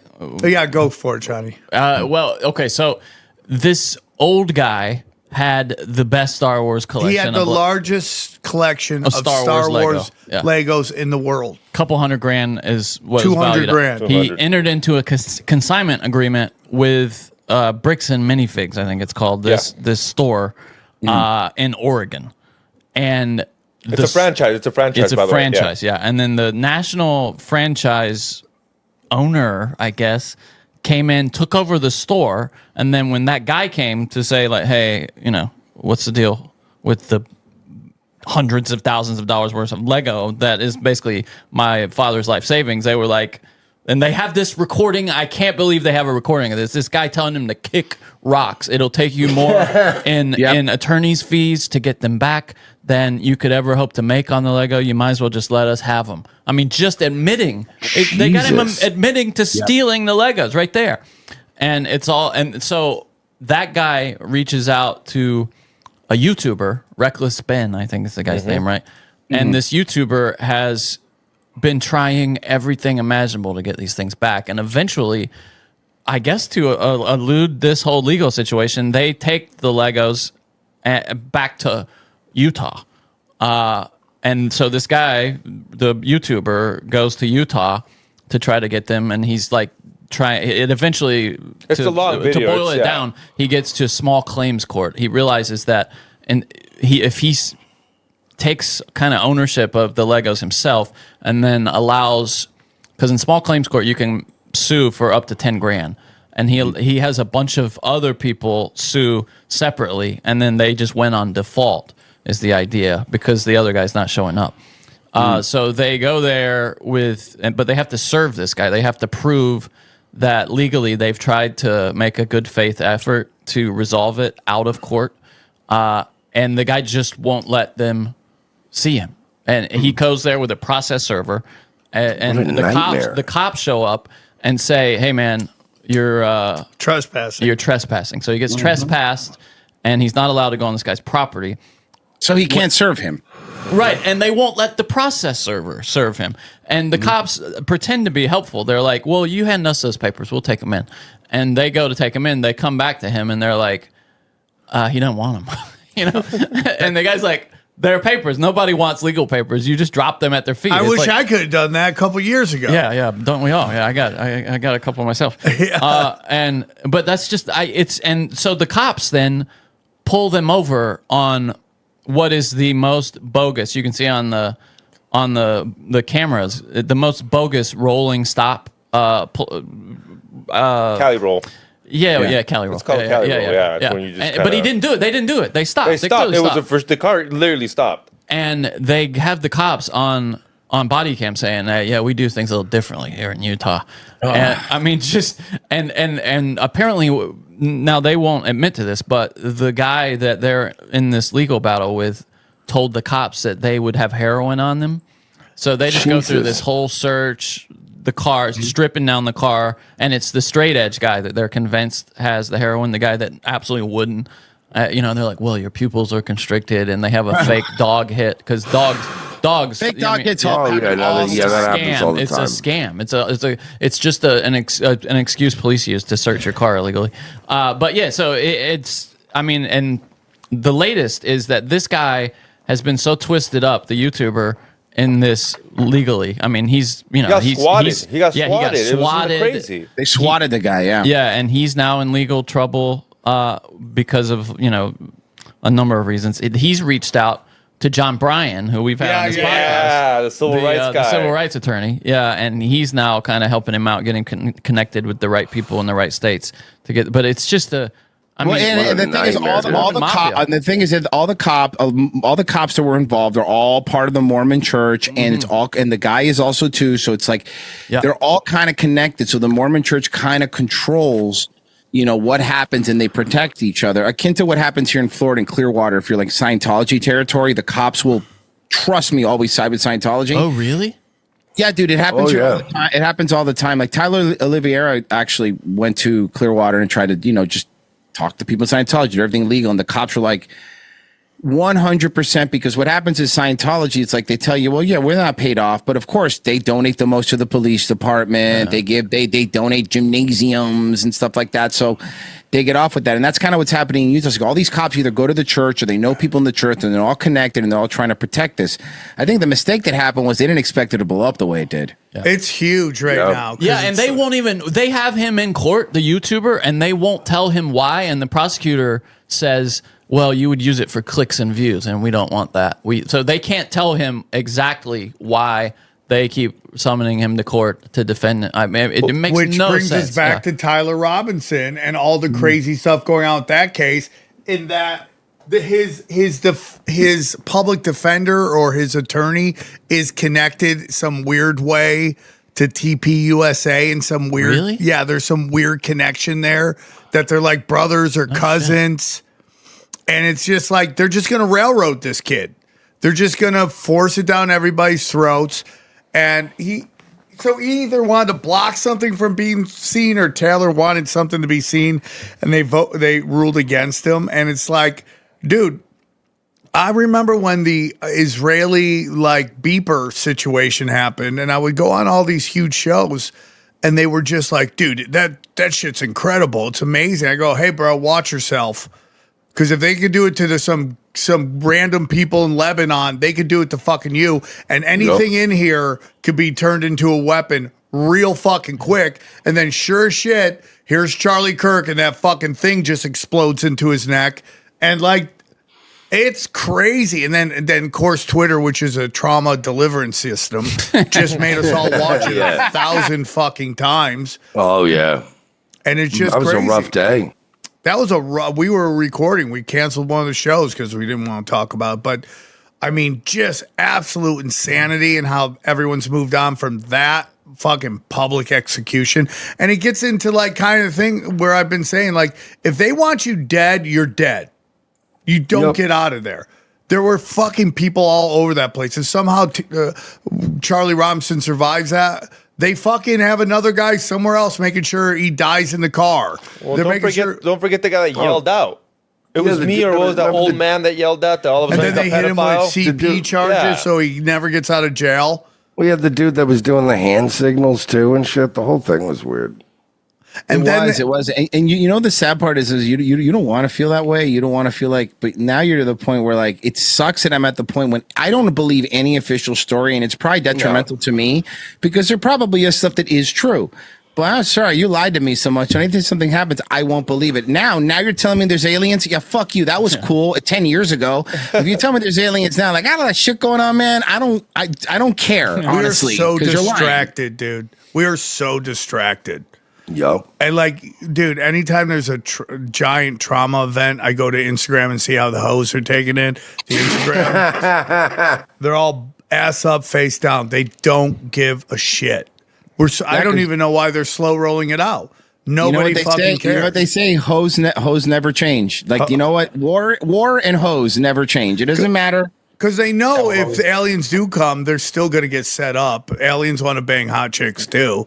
I mean, amen. Right? It's my old joke that, like, if Darth Vader came down and took over, he'd be at the Laker game with 5 of the hottest chicks you've ever seen in your life. And they would all still be set up.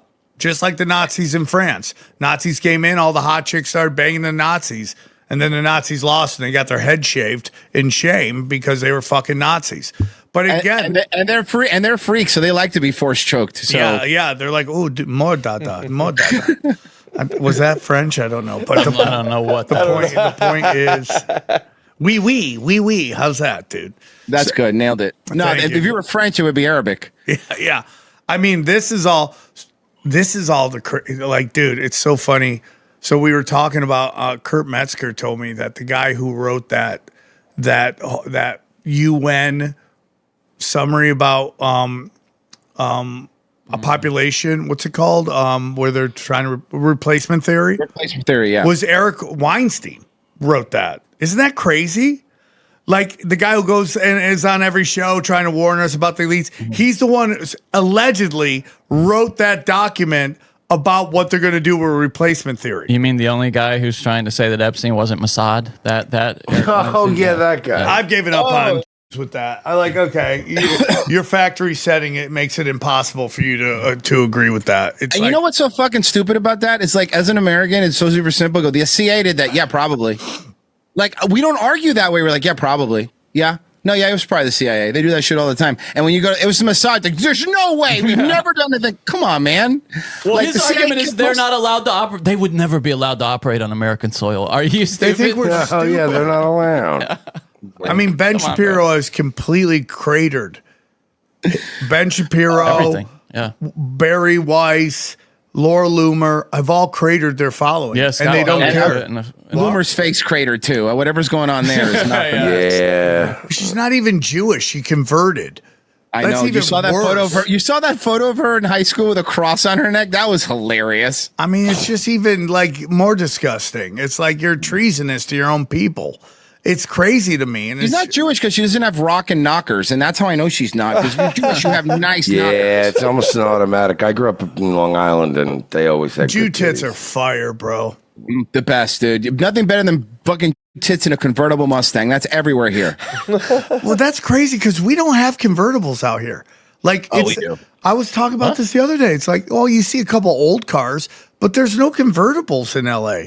When do you see convertibles? I never see convertibles. It's easier to carjack you. I was about to say, I'd be scared of the homeless fucking up my rooftop. Just slid it real fast.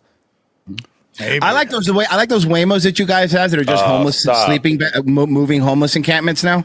Yeah, they found that homeless guy in the trunk just sleeping in the back of a Waymo, and the lady's like, "What the fuck, man?" Well, you just gotta get in because then you know who's gonna kick you out. What are your robot cars are safe. They'll control them and drive them to a wall if you don't like Israel. So it's awesome. What is your take on the data centers? It's like so crazy how it's so. I'm a hypocrite. I'll tell you what I'm a hypocrite.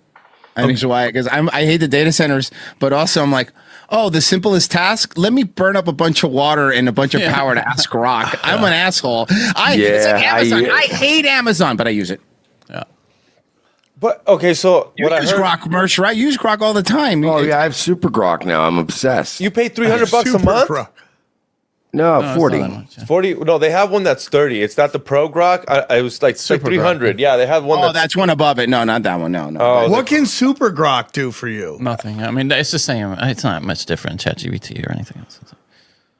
They're all kind. He just talks to me like a 19-year-old Zoomer kid. And he's like, "Yeah, bro, no cap. Like this week has been pretty fucking like it's pretty awesome." Bet.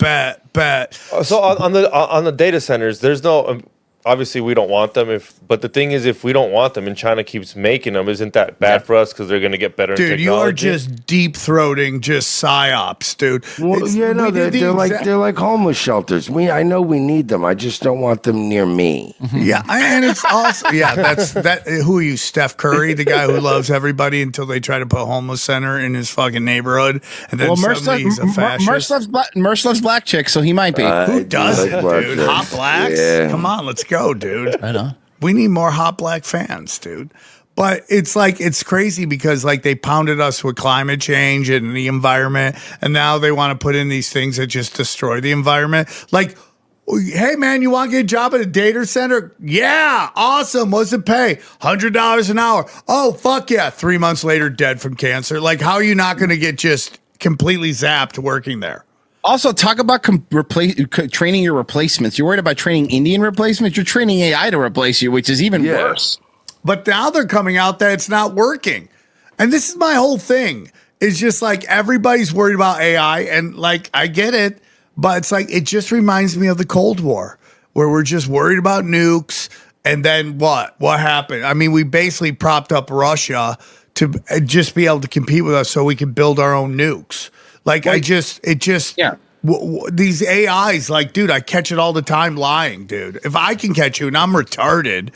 Like, what's that dude's name? Do you guys follow that? I think his name is Husk, that all he does is show how much AI just fucking lies. Oh, that guy is amazing. It lies like all the time to you. It was like, hey, can you time me running? Okay, I'm done. How long was that? 7 minutes ago. It was like a minute. What are you talking about? They did that to Sam Altman. He's like, Okay, so AI kind of sucks. I would agree. But your weed guys showed me this AI machine that's worth like $1 million that's literally putting small nugs of weed in one category. It's literally looking at all the nugs of weed and it's literally moving them and putting them in where they're supposed to go, and it's $1 million company, $1 million machine. And I'm like, holy fuck! How much could you have to pay a person to do that? It takes a lot. No, you got a lot of workers. So minimum wage, right? Like what the fuck? Yeah, and he's got this machine, and I'll show it to you. It's nuts. Where AI is literally just putting the weed where it goes, what strains where, and I'm like, yo, it's taking over a lot of jobs. I really do think it's going to come after people's jobs. Oh no, it for sure is. Yeah. I mean,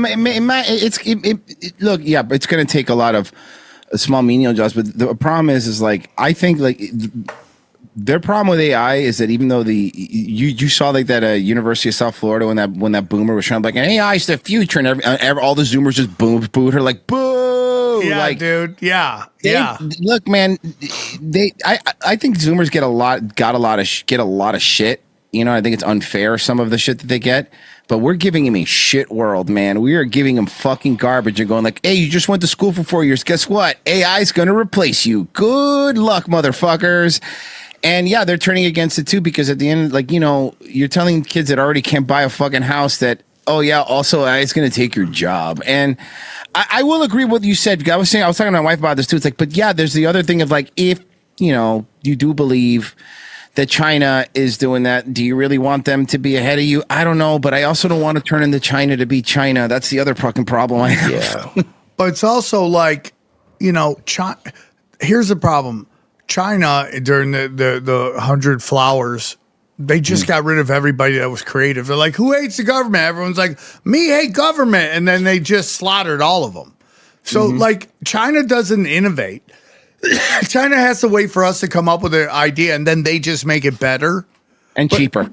I mean, how many Nobel Peace Prize winners are out? Even though that doesn't mean anything anymore. No. They're putting Zelensky up for a fucking Nobel Peace Prize. Guy's killed 1.5 million of his own people. Like, oh, you're bringing peace to the world. You fucking piece of shit.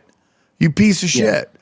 And it's just he's literal garbage. Well, it's just a piece of shit prize, and they abbreviated it. Yeah, Nobel Peace shit or whatever it's called. Yeah, dude, it's kind of crazy, man. I don't know, man. China has its own problems right now. It's like no, they do. Look, I even the beginning, we were never really big on the China scare in general, where everyone was like, China's going to do this and that. I go, look, here's the thing. Here's our protective layer as Americans and people have to. I do wish they didn't make like 90% of our antibiotics. That's like, kind of that would be cool. That. That's pretty bad. That'd be cool if they didn't do that. Yeah. Yeah, but it is. The China stuff is like I get like, yeah, man. Look, here's the reason why we're going to be protected for the most part. China's never going to fucking attack us like with a war or anything like that. They're not, because the one thing that protects us is we're like that fat Wall-E future. We're all consumerists. They need us or they don't make money. We buy all their shit. Yeah. So there's only a certain level that you could actually degrade us without hurting themselves. The world economy. Yeah, that's the only thing that we're such a fat consumerist. You know what I mean? That they're like, we got to sell to somebody, and if the biggest fucking whale goes, you know, there goes the entire Dabbleverse. No, I'm sorry, totally fucking China. Sorry. Yeah, no, dude, I'm with you on that, dude. Yeah. I'm with you on that for sure. It's. I just don't believe everything they've ever told us is going to happen. Never happens. No, what do you mean? Iran's just 5 days away from a nuke, dude. What are you talking about? 5 days away, 30 years from now. Yeah, fucking. What's your take on the war? BB had dark hair when he was still saying that. Well, my take on the war, it's fucking bullshit. It was coming. They literally have already made a list of countries they want to invade. Say what you want about Trump, but at least first term Trump slowed it down a little bit. Yeah, this time he just hit the gas. Yeah, now they're making up for lost time, and they pushed into him. Trump now is in that legacy part. He wants a legacy. He wants a monument. He wants to. We talk about putting his name on the Kennedy Center, which is like giving yourself a nickname, which is fucking cringe. But he now cares about that, and even asked him about the midterms. He doesn't fucking care about the midterms. Nobody cares. He is controlled. He wants when he leaves for everybody to be set. I don't think that Trump. Here's what I think, and I don't think that Trump has underage videos with girls. I don't think any of that stuff. I don't think if it was that, honestly, I know this sounds shitty, I would actually have a little more respect. I get it, man. You're protecting yourself. But it's not that. It's worse. He just wants to be cool. Trump has always wanted people that dislike him to end up liking him. He looked up to these. You know what it is? It's the Howard Stern effect. Mm-hmm. Yeah. Yeah, you go from being this outsider to eventually you're saying like, I'm going to get the vaccine, Rob, and I'm going to have to get the right vaccine. And he's dancing with Ellen. Yeah. Yeah, it's interesting because, again, if you had the election today, Kamala Harris versus Trump, I still think Trump would win.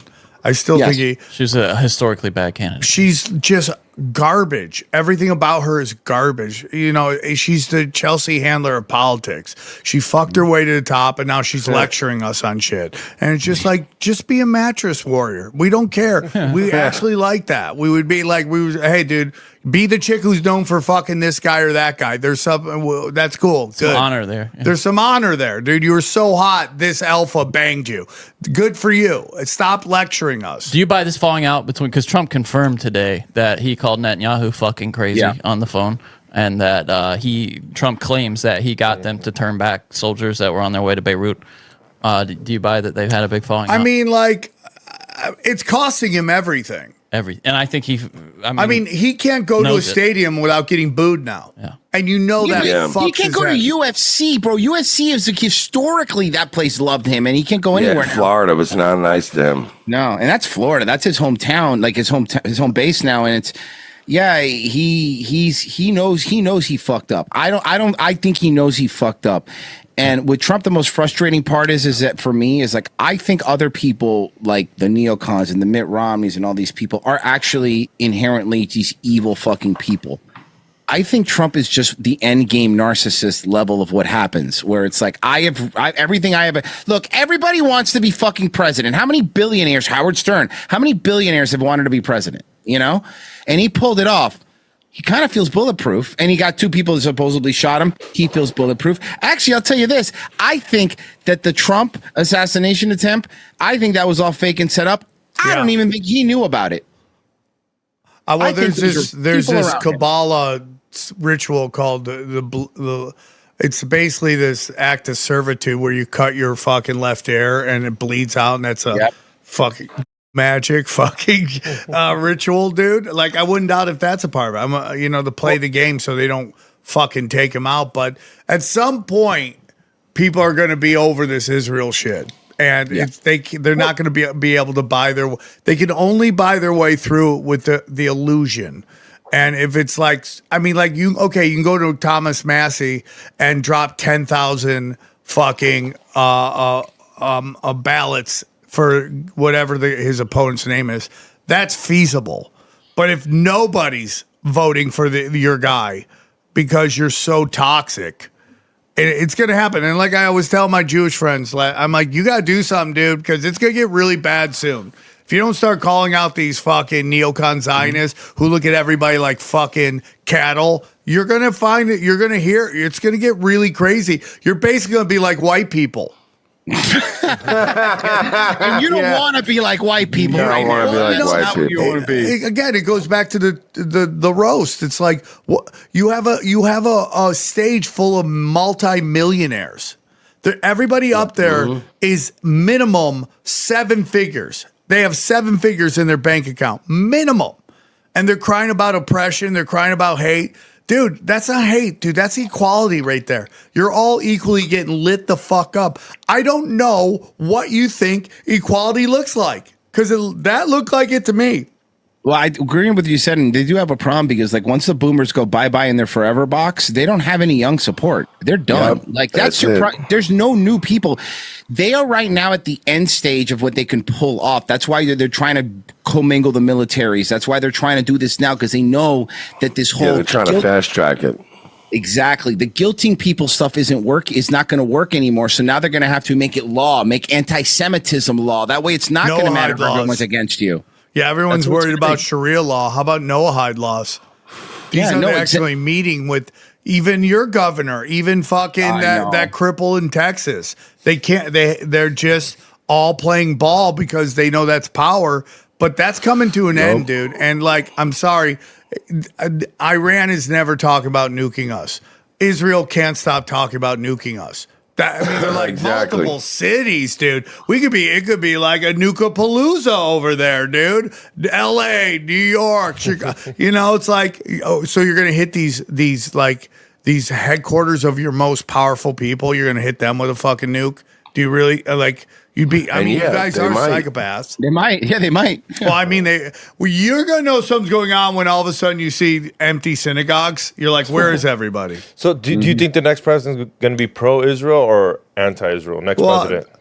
I don't know, dude. I mean, like they're still holding on to it. Like, listen, my issues with Thomas Massey is he was a Freemason as a teenager. He was deep into that shit very fucking early. The death of his wife, he disappears. He comes back with a giant glow up. He's got a tan, a new haircut. He's banging all the hot senators. It's like if we're gonna call out Erica Kirk for having weird reactions to your spouse dying, Thomas Massey is right fucking there, dude. Right but I hear you. But if Lauren Boebert goes up to you, ain't smashing. Let's be realistic. Yeah, I'm totally knocking it out. After that theater video, dude, I'm getting hand jobs on Broadway, she has a full tribal tattoo. Down her whole body. Down her body. Look her up in a bikini. She looks like Mersh said the other day. She looks like Goldberg's arm. Yeah, dude, 100%. And it also gets down to we've said this on the show a bunch of times about how if everyone's like, if Kamala was in, this wouldn't happen. It's like, dude, he was literally called Genocide Joe. Joe Biden led to 1.5 million white Christians being slaughtered in the Ukraine. And I'm sorry, Putin's working with them on it. They want new Israel over there. But if you had Kamala Harrison, the only difference between Trump and Kamala Harris's cabinet is Kamala's would be fucking fat lesbians, trans, and BLM. And Trump's is just closeted gays and whores. Well, that's the only reason we didn't even go to war. They said Biden wouldn't have gone to Iran only because COVID happened. Because if it didn't, he would have. That's the only. That's what I believe. If he didn't, we needed something. We already had. You don't want to waste two things. So you do one at a time because your tragedies get stretched out more, or your world events happen. So when COVID's happened, let's not waste Iran now. We could control them with COVID, and then once COVID, everyone's like, this is gay, and it's like, hey, Iran time, and then after Iran, the next one will be Turkey, and then we're gonna keep going. But they also needed October 7th because that kicks off oh my God, they're attacking us, and then it becomes this move to New Israel, or Greater Israel, which is them bombing 5 of their fucking neighbors and crying about getting attacked. It's the game. It's over, dude. It's over. Neighbors that have our fucking bases there too. It's not just the neighbors. It's our fucking allies. People that are actually our allies, unlike Israel. Yeah, and it's kind of crazy because it's like Tony Hinchcliffe's new special's coming out, and his promo for it is him about the light up. He's like, I made fun of blacks, I made fun of Asians, I made fun of blah, blah, blah. I know what you're thinking. Where are the jokes? That's his promo, dude. It's safe now, is what you're saying. It's over. Look, dude, back in the day, it's over. The way we're fucking talking now, we would have got a strike on YouTube. Yeah. Oh, yeah. It's fucking over, dude. What happened there, by the way? Do you think they just saw that people were leaving and they needed to keep that influence? That's why they brought the Roganverse in. Because they lost everybody. YouTube has ran at a loss for so many years for Google. They lost money for so many years. YouTube was never about making money for Google, excuse me. YouTube has always lost money for them. YouTube was about control. The problem is if you start kicking off too many people, you cannot control them anymore because they're not watching your shit anymore. Yes, you need to bring people back because sure, you're going to watch a Nick Fuentes video, but the next recommended one will be Ben Shapiro. Yeah. Yep. So we've been saying this on the show is that, Hollywood's problem isn't that these movies are losing money. Their problem is that nobody's watching their shit. So they can't propagandize us anymore. Like One Battle After Another, that was meant to piss everybody off about ICE, and nobody watched it. So they can't propagandize us anymore. They just clean up their red. They just get an influx of fucking Fed funny money, cleans up the books. They're back to zero. It's like Mandani when he's like, I balanced the budget in New York City. He's like, no, you didn't. You got fucking $14 billion from the state of New York. He cleaned up your fucking thing. You didn't do anything. It's a total bullshit lie. Same thing with Hollywood. All these companies run at a loss because they're money laundering. That's it. Like, oh, we spent $1 billion on this movie. You spent 200 million, and the rest went to these black op operations. It's total bullshit. But nobody's watching it anymore. So it's YouTube did it, and then fucking Netflix did it. Like, hey, look at us, dude. You look at all these edgy, and they're all my friends, and I'm happy they're getting on there. No, hey man, get paid. Look, I've always said people are like, oh, I'm too. No, get the bag. Always get it. Get the money. You should always, because dry times are going to come again. 100%. I never begrudge. People go like, like sometimes it happens. Like, can you believe somebody did somebody's show that you made fun of? I'm like, yeah, good for them. Like, I would never those numbies, dude. Yeah, are you kidding me? Who cares? Like, this isn't, this is not the way it works. You're like, get it. I don't care if you're on. Like, one of my friends, I think Netflix is retarded. But if Mersh goes, hey man, they gave us, I'd be like, yep, we're signing it. We're in Netflix tomorrow. Sounds amazing. We're a Netflix show now. Sounds awesome. 100%. And they need that shit. And it, it's like really interesting how the roast happens. And then the next day, Chud the Builder gets, interrogated by the FBI. And then the next day after that, he's shooting somebody. It's like this kind of like the racial shit is already like really fucking crazy. And I love black people, but they're being babies. They're just babies, dude. I mean, it's just like, I'm sorry, guys. It's like, you've been protected from criticism forever. That's fucking gone. Now it's like everyone could talk about everybody. Oh yeah, everybody's getting that black fatigue. Yeah, dude, setting in. Yeah, no, but the word we've talked about on the show. The people suffering the most, black people who got their shit together, because then I hear them complaining the most. Like, you're making us all look retarded. Can we fucking stop now? Even Kevin Hart had to be like, the George Floyd joke was fine. It was my thinking. All these white people shut the fuck up about it. Dude, for real. And the funniest thing is, you guys haven't tried the Kool-Aid pineapple? Listen. All I see on my timeline right now. What is Kool-Aid pineapple? I have no idea what you're talking about. So they're getting nice pineapple that's sweet and juicy, and they're making Kool-Aid and putting the pineapple in the Kool-Aid and then drinking it and then eating it like that. As in making it sweeter. What does this have to do with anything, though? It's just viral, and it's the new thing where it's like black people just love. Yeah, you get it in the ghetto. You get it in the ghetto. They're literally just ruining pineapple. Something that's great. It's the new thing where black people take a thing that's perfectly healthy and they make it unhealthy. They'll let it marinate. They'll let it marinate overnight. Yeah, and then they'll sell it in the hood. Can't talk, dude. You guys put bacon and butter on fucking everything. You guys do that. I'm sorry, but that shit's good for you. As a fellow spick, I will tell you that you're naming good things, putting on stuff. Oh, bacon and stuff. Yeah, that's great. That's normal stuff. We've cooked there for years. I never said, what this pineapple needs? Kool-Aid. Like more sugar. Like it's not sweet enough. No, have you seen the Kool-Aid pickles? Those are Kool-Aid pickles. Are real too. Unbelievable. Let's end it on this. Fat people at Disney. What do you guys think? Oh my god, dude! We covered these fucking park slop. We call them the park sloppers, but those plus size park hoppers. Very beginning, they're like couple views. We were covering these people, and it became a phenomenon of people noticing how fat these people are, and they are getting big. And you think you go to a theme park and you figure, man, I'm gonna go to a theme park, I'm gonna walk around, I can eat whatever I want, I'm gonna walk like 30,000 steps. Who gives a shit? Not if you're on a mobility scooter and weigh 500 pounds. And there's an entire ecosystem on Instagram where they go online and complain how theme parks don't fit their fat asses. That is a big That's where we lost, dude. They will go and legit review restaurants, and they'll review them based on things like how many stairs there are, and like whether or not the chairs have arms because they can't fit. It's really funny. Yeah, no, I follow these ladies that they're really big, they're like obese, and they go to parks, and then they sit on the ride because you know how sometimes they don't work. They do it for other fat people so they don't have to embarrass themselves. They're like embarrassing themselves for other fat people. Be like, they're civil rights leaders. Yeah, they're like at Disney on this ride you don't fit. So if you're over 300 pounds, don't even sit on it because I did it for you type of thing. That's so crazy. Yeah, they're like Malcolm Triple XLs. I was gonna say Rosa National Park. That's another good one. I like that one.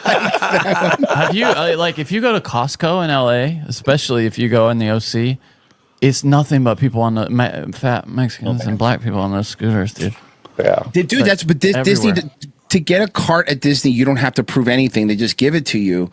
and they're running around, and they're also entitled, and they also run over your feet, and they don't wait in line, and they are the worst kind of people. And like you said, if you look at the comments, it's other fat people saying, "You go, girl, yeah, you go, queen, you're killing it." Typing and the plus out of breath, just typing is too much. Too much activity today.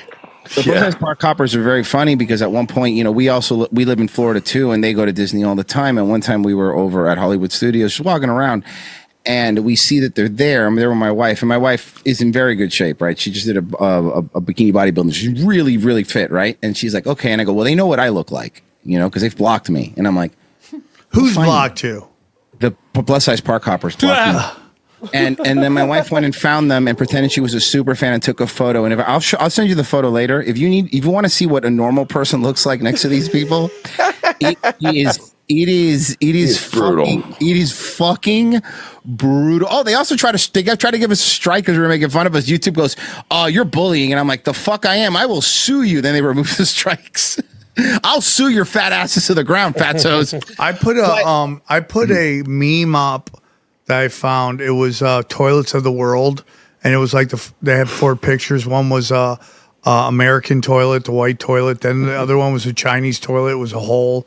And then there was a Japanese toilet, which is like some futuristic trough where you kind of get on top of it and do your deal. And the last one said Saudi Arabia, and it was white Instagram models, right?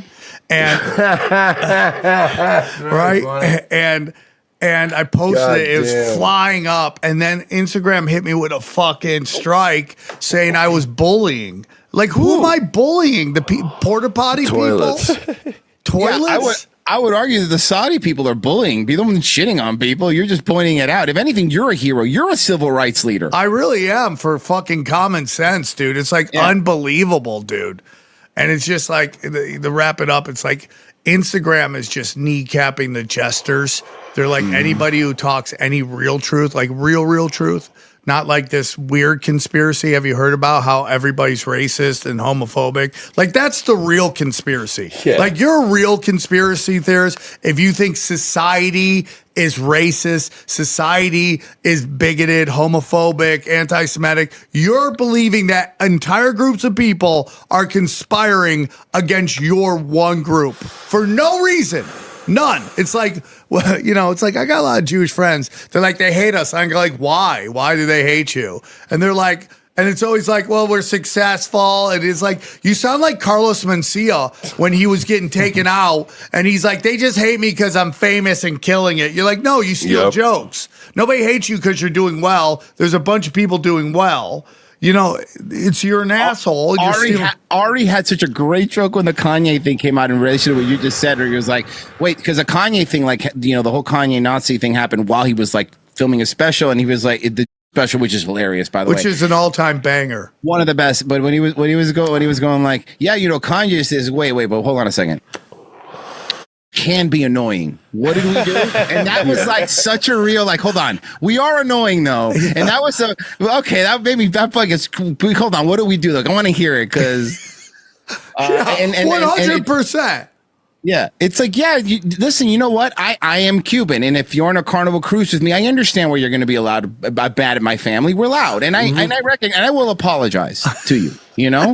I will. I won't steal your bike, but of different cultures. Yeah, dude, it's kind of crazy, man. It's like a crazy time, dude. Guys, great show. Glad we finally made it happen. One more time, can you tell us where they can find you? We go live now at 4 p.m. Eastern time over on YouTube, Revenge of the Sis. Today's our local show, but most days, Monday through Friday, we go live over there. And Merch does Nightwave at 10 p.m. and I do Daywave at 10 a.m. Oh, nice. It's on the same channel? Yeah, just on YouTube. You can search Daywave or Nightwave. But if you go to the Revenge of the Sis one, all our stuff's linked there. So, are you guys getting any love on YouTube? We you know what? We were kicked off for 2 years. They're staying out of our way, which is all we ask for. All we ask for is, hey man, monetize me and leave me alone, and that'll be good. That's all I want. I don't need anything extra special. Just leave me alone. Now that you were kicked off, were you one of the people who got their? No. Do you want to laugh? I got our channel back before they announced that. We were getting strikes, and the last strike we got was for, and I shit you not, was for cyberbullying Jeffrey Epstein. Yeah, I'm not kidding you. It's a 14-minute video we did where only person we talked about was Jeffrey Epstein, and they go, "This is cyberbullying," and that was the last strike. Took the account away, and we were gone for 2 years. We were only on Rumble for 2 years, and then for some reason, our buddy Alex Rosen, Predator Poachers, awesome. Shout out to Alex Rosen, he's the man. He was like, "Hey man, they gave me my channel back. You should try." And I went and found a 2-year-old email to appeal, and I go, "Let me appeal." And I go, "Hey, blah blah blah, we're mass flagged." And they go. The next morning, I called Mersh. I go, "You're not going to fucking believe what happened. They gave us a channel back, took all the strikes away, and monetized us." And I'm like, insane. "Oh, okay, thank you." And since then, I would say we're stay out of our way. Just leave me alone. It's weird because there's this thing called tombstone algorithms where they don't forget about you. And like, we're still under the fucking gun. And it's so crazy that we have to allow a fan to post all of our shit just to get more views. And it's just like, I don't know anyone else has to do that. Because they'll like, our episode will fly and then it just stops. Oh, they'll cut it off. That happens to us. Yeah, that still happens to us. We don't get, when we were first started doing the show, when we did the blow up point, we would have been, if they didn't do that whole shadow ban us and demonetize us, we would have been so, but I'm not blowing our own horn. I'm just saying, just looking at numbers, you could see growth, right?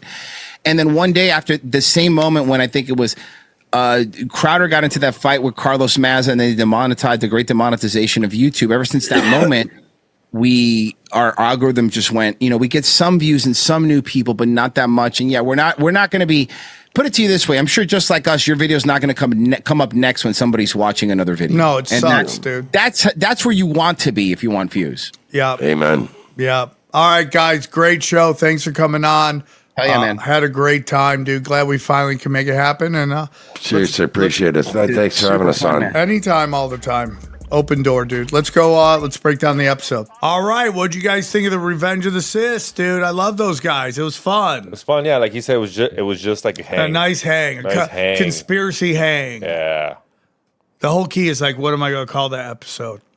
That's why I'm going on right now. So many choices. Lego Wars. I was thinking about calling it Garbage People. Just fat people at fucking Walt Disney, people stealing Legos. Oh, dude, we went all over the place. I didn't think we were going to touch on the Lego scandal here. I thought that's like more broken. I mean, dude, it is blowing up, dude. Nuts. Oh, is it? I mean, dude, everyone's making content because it's so nuts. Is it the John Bryan video that's going around, the civil rights lawyer? That's one. And then everybody, like all these huge content people are talking about, because especially guys love Legos. We grew up on Legos. Imagine having $200,000 worth of Legos, and then someone just steals them from you. And the guy is in the audio, like, "Fuck you, come try to get him." You know what I mean? Like, "I'm stealing your Legos," and I don't understand why that's just not open and shut. And then legally. to run to Utah, thinking you're safe. Yeah. It's literally the Streisand effect. Yeah. You made it 10 times worse. He was right, though. He was safe in Utah. They do take care of you. For now. Yeah, for now. I mean, the pressure's going to come down, dude. It has to. It has to. Now they're also, I forgot to mention, they're in this position where they've raised so much in a GoFundMe that they can now just give that guy the value of the Legos. But Reckless Ben, the YouTuber, wants to win. I don't want this guy now to just be like, well, he got paid back. He's getting away with it. So what they're going to do, I think, is take the money and give it to that guy. Official statement. Have an official statement, but you can't leave a comment. The comments are right now have been very limited. Bricks and minifigs. Oh, they haven't. So he's gonna give it to. He's gonna buy the Legos himself, Reckless Ben. So then it legally is like falls on him, and he can pursue it from there. God bless that guy, though. Were you familiar with that guy, Reckless Ben? And I gotta. I love him. Me dude. too. Yeah. Apparently, he just goes around like white knighting shit in like the best possible way. Yeah, that's cool. I mean, use live streaming and stuff for good, not evil. I agree totally. And it's so funny because he wanted just to do like a quick video. You know, he wanted to help someone out, maybe a 30-minute video. You know, let it go, show people he's good people. He's like, I didn't expect to be tied up in this fucking scandal I just got myself in. And like he said, he won't let it go now. He wants to somehow. Yeah, he shouldn't, dude. He's winning, and these guys' careers are done. They'll never read what the statement says, Johnny. Can you read that? Yeah, sure. Because you're a good reader. It says Oh, it's a multi-part statement. Oh, dude, it's a huge part multi-parter. 1 to our Lego community. Thank you. We know how many of you have seen the discussion surrounding the former Bricks and Minifigs Salem, Oregon location, and we understand why people care so deeply. The boy AI surely wrote this. At the center of this situation is a family caught in the middle of a private dispute with a former independent owner. Why'd you close it? Oh, that's what you're reading? Yeah. Oh, you're reading the little one. Oh, Yeah. Oh. My bad. Sorry about that. I thought Dispute with a private owner, and we truly, there it is. And we truly empathize with how painful and emotional this experience must feel for them. We also know our community values fairness, honesty, and compassion, and so do we. After the ownership of the Salem store changed, inventory was thoroughly documented and assessed. We became aware of a previous alleged consignment arrangement that Bricks and Minifigs corporate and the New Salem franchise owners were never party to, nor had any advanced knowledge of. When we compared the store's inventory against the limited documentation provided, it became clear the full list of claimed inventory was not in the store.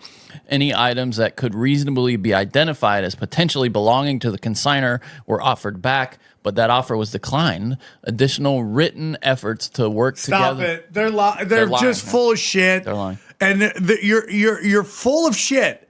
And what you should be saying is, we don't work with these people anymore. They should give the Legos back. That's the end of the statement. Because what you're doing now, dude, is you're destroying your brand even more. Like, your brand is done. And the only hope you have is to side with the people who lost the Legos and be like, Bricks and Minifigs understands how much people love their Legos, and it's sad that somebody would steal your Legos. And this isn't the only bad publicity they've had, by the way. These Lego guys have gone in there before, and what a guy will do is pretend to be kind of like somebody who just found his old Legos under his bed, and he'll put one really valuable one in there and bring it in to get a quote, and he's busted them a few times, this guy, like saying like, oh yeah, they're worth about $30, bro, nothing special here. And then the guy will be like, what about was there a gold one in there? And one time he tried it and it went missing. Yeah, they stole it, wow, bro. you saw the same video. Yeah. They're just scam artists, like allegedly, just like they said, allegedly, right? You might have never done it, but I know he did it. It's like GameStop. GameStop will literally sell you a game for $50-$40, and then you'll beat it, or you don't want it anymore. You want to trade it in, and they'll give you $4 or $5, and then literally they'll tell you that they're going to put it up there for $40, but you just don't sell it. I guess it's called college bookstores. Yeah. Oh, well, that was the ultimate scam. We'll sell it to you for $60. We'll buy it back for $4. Yeah, what? That was such a scam, dude. And they knew they had you over a barrel because they keep updating you'd have to get the latest version of the book. The teacher would tell you, you need the latest version of this book. The old one doesn't work, and the new ones, you couldn't go and buy an old one from your old classmate. This is the dumbest thing they could. By the way, I wrote the book. Especially at UNC, a lot of my professors wrote the textbooks, so they would just getting paper every time they saw the text. It was such a scam. They must have loved it, dude. Yeah, they must have loved it. Oh, and then they made it part of their course. You gotta get this book. Yeah, dude. Now my psych professor, Professor King, and this other guy, shots fired to Professor King. Well, he was a great. No, I mean he was published because he was like the top shit guy in psychology. But yeah, he wrote the book, and you had to get the latest version. If you go to samtripoli.com, you can see my dates. Albuquerque next weekend, the 1000th episode after that. Oh my God, we're so close. Woo. Miami, Florida. We have added Thursday night. By the time you look at this, it will be on the calendar. Joke World Comedy Festival at St. Petersburg, Lawerence, Kansas, Tulsa, Oklahoma, TrutherCon in Dallas, November 7th. Very excited to do that with the boys. Skankfest, Austin, Texas, for the mothership to close out the year. Go to samtripoli.com. New premium content being put out constantly. Please go check that out. I'm trying to put up. Sometimes I can't get 3 up, guys. I'm sorry about that. I'm trying my hardest. I'm so slam busy. Johnny, talk about Cash Daddies. Yeah, Howie, boy, had a big week last week with some calls and a lot of people. Are we talking happy. big bucks, no whammies? Yeah. You can't guarantee no whammies, but boy, he had no whammies last week for sure. Yeah, he's on fire. I love him. It's just a community of people who want to, make sure their future is secured financially. Yeah. Do you like your future? Do you want it secured? check out patreon.com/cashdaddies. Go down. Go right to the shirts. We got to show the new shirt. Yeah.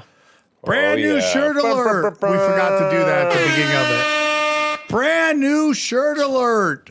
Look at that, Sir Triple A Bacon. $20, dude. $20. Where do you get anything for $20? Yeah, you could literally have a good deal here just cutting this into strips and wiping your ass with it. It's probably cheaper than toilet paper. It's cheaper than toilet paper. But You can reuse it. Yeah. Nice shirt. Sir Triple A Bacon. Look at that. That's a fire shirt, dude. Dude, I guarantee you, he never thought he'd be worn on a T-shirt in the future. Yeah, you mean me from the future? Yeah, you didn't. The past, never thought I'd put myself on a shirt in the future. Yeah, very excited. I got a couple new shirts coming out. So does look like you. Well, because that is my face. This one AI? Is Sir Francis Bacon. No, I had a guy make it for me. That's my face. But did he AI your face on that? I don't know how. I don't know. I think that's the actual one. Oh, so you're saying that's a real picture of Sir Francis Bacon? A real painting of him. What's crazy is you're going to make millions, and this wasn't even your idea. You think I'm going to make $1 million off this shirt? Let's just say that so the guy. Let's just say your mouth to God's ears. Let's just say that so the guy who made the T-shirt's kicking himself in the face right now. I'll be like, "Fuck! I shouldn't have gave Sam that idea." It's a great shirt. It's a great shirt. It's like a shirt you can wear to like it's not super casual, but it's not super dress up either. Like. You can wear this to a nice place. I wear this to like a Renaissance. Everyone's going to be like, oh, that painting's beautiful on your shirt. Yeah, it's of this great philosopher, Sir Triple A Bacon. Vincent Van Gogh. Amazing man. All right, go back and check out just check it out, dude. We got, go up. Buy gold and silver, Wise Wolf. Wise Wolf, gold and silver, chemical-free body, EMF rocks. Okay, chemical-free body. I took it today. I feel like $1 bazillion. And yeah, dude. Anything else? Hit that like button, subscribe. Go check out my podcast, XG Marks the Spot. I got some green room action from the Comedy Chaos Show. Johnny, we were talking about your hunt for the big slobby chick on at EDC. On dude, Instagram. I still can't find. We still haven't found her. You haven't found her? I'm trying to interview her for like $200-300. I want to know if the T-shirt was successful and why she wore the T-shirt. Well, because women like to act like getting laid is hard for them. Yeah, she didn't have. That's what I'm saying. You didn't have to wear that. She's like, I'm just gonna put this out and hope and pray. Yeah, it's like dunking on your toddler and then just clowning him. Yeah, like, right. Bitch, you're like, what? Dude, I'm so desperate to get some D, man. I'm just gonna wear this shirt, put it out, and hopefully one person will hit on me. There must have been a conga line of dudes throwing dick. That's what I'm saying. I want to talk to him. Like, or when my friend said, I was like, do you think someone just gave her the T-shirt? She isn't from this country. She doesn't. Oh, read that's English. so funny. She's foreigner. She doesn't even know she's wearing this T-shirt. Yeah, it's like those kids in Africa that are wearing like Super Bowl 30 T-shirts. Yeah. She's got a shirt that says, I believe in love, and love is anal. She doesn't even read English. New Broken Sam is out. If you want to hear Sam break down the footage of him being attacked on stage by an elderly man. It's fantastic.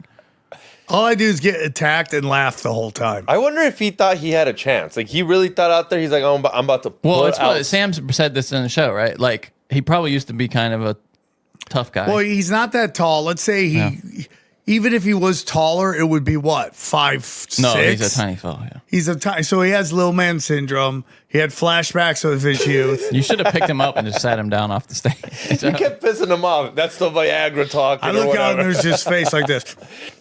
Yeah, I'm like, are you okay, bro? What's going on here? Fuck you, man! Get off the stage. Who knew it was coming? Because someone caught it. Like, someone caught who was Nitty must have recording. been like, again, somebody's attacked him. This guy set world record. I broke it down on my own private, just out of personal interest. And you had a few little quick Krav Maga swim moves, that I thought were respectable. Let's go bang. Well, he bang. came for the mic too. Yeah. And you did this kind of matrix, like. But then the guy came up and I couldn't move it, and the guy got it. But the first time when he kind of went, like, he went like. No. I didn't think he was going to end up falling. I thought they were just going to end up pushing him out, but they ended up falling on the floor. Yeah, well, because he wants to get, and that's people like, you got your ass kicked. I go, dude, literally, I had like 18 shots on Who this said guy. you got your ass Just kicked? dumb people in the Idiot. comment people are so section. stupid. Some people are so sick. Let's say he was more your age and you look a little athletic. What would you have gone for? Like, dude, if it's like a real attack, like he wouldn't even make it to the stage. I would have fucking sparted his kick right in his chest. And I was gonna do that at the Ha Ha Cafe, but it's just like I didn't want to get banned from there. Like that's my biggest thing. Like I don't want to piss off the venue because it's my friend's show. I know Jack and his mom and dad at the Ha Ha. I don't want to put them in legal problems. So I almost put myself in harm's way to minimize the damage that can happen to the guy. I'm not a fighter. Like I remember one time there was this guy in the front. There was like 3 white guys in the front, dude. And he was just saying the dumbest shit. And then he said something so dumb, heckling me, and I just racked him, dude. He got so upset. He was like screaming at me. His friends grab him. They're walking him out. He sees a chair. He picks it up. He's about to throw it, dude. And thank God his friend stops it. Because if that guy threw it, it would have hit somebody just in the front. Yeah. So I was prepared to jump up and grab the chair. Like I was getting ready for when the chair flew to just jump in the air so the person in the front didn't get fucking dinged. But that's the only thing. It's like, dude, everyone's like, dude, you should have fucking lit him up. I'm like, first of all, if I hit him, I'm known as an old man fucking abuser. But you could kill him too. I mean, and then if he falls and hits his head and something happens, then I'm catching a case. It would be like that black kid that, well, he got away with it, I guess, but got called the N-word and he clocked that old guy and he fucking died, man. It could easily happen. And that's gonna stay with that kid forever. Oh, he lives with it. Yeah. Forever. All right, guys, enjoy the highlights. All the old pyramids in like Peru, they were all built by gay Nephilim. The Nephilim were all gay, except for this one that old Nick. Old Nick is a old gay Nephilim, and he didn't kill him. Once they saw the star for Jesus, they all killed themselves. So like, oh, it's over. Except for old Nick was like, no. So then he came back and he brought them all gifts, dude. That's where the gifts come from. Gay Nephilim. Gay Nephilim. We're gonna find that at Skidwalker Ranch. I'm gonna sleep tonight. But it's like literally, I always knew that Christmas was satanic, but that's not crazy. Well, that's what Jehovah's Witnesses believe, right? What's that? They don't celebrate anything. I think he likes me. Shout out to Quiet Kings, hooking your boy motherfucking up, baby. And I think Nitty's right there.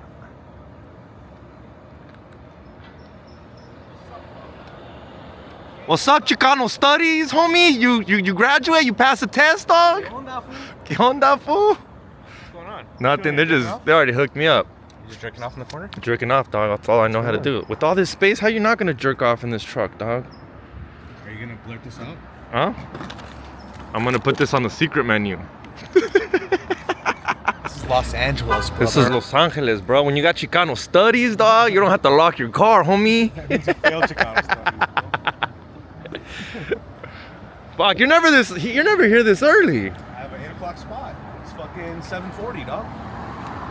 All right. He's right. He should be here. To rent versus to buy. Oh, I bought it, but I'm gonna return it. Oh, you rent it. Chicano Studies, dog. You didn't pass that fucking lesson, dog. Chicano Studies, dog. You got 2 weeks to test it out. Oh, yeah. Take it to a festival, bring it back? Nah, it's because I really do want one, and Chick gets let me borrow his. But the thing is, the new model drops in fucking August. How much are they? Like 800, 700 bucks. Yeah. But it's nice. 4K. Fuck yeah, 4K. It's nice. Oh, nice. They're actually fucking finally doing something here.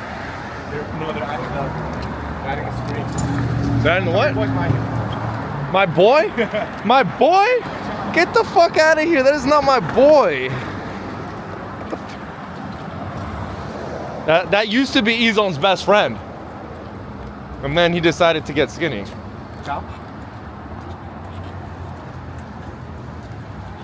They're building a screen here for advertisements. Oh, nice. It's like that extra ad money. Nice. Are they talking like movie theaters or just like ad reads for the club? No, like just like a billboard. Oh, man, they should have done that years ago. How are you?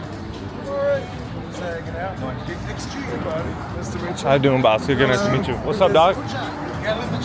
Fuck that fool. These fools calling him my homie. Diddy was like, yo, get away. The homie's in the way. You're in the homie's way. That was not no homie. Asians. Go for it, of course, right? Never say no to some weed. Sheesh. What do they call that? A tennis ball? No, not even a tennis ball. Just something hard, a lacrosse ball. Okay. Because what you do is, next time your shit locks on. They have no power over me. When you smash these, so when you smash these girls behind your wife's back, What's that? are you not? Is this guy with you? Yeah.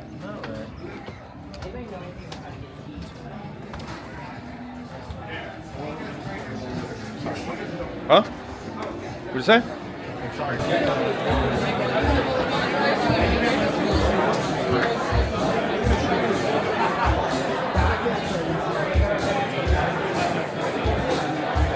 That's gonna be a song.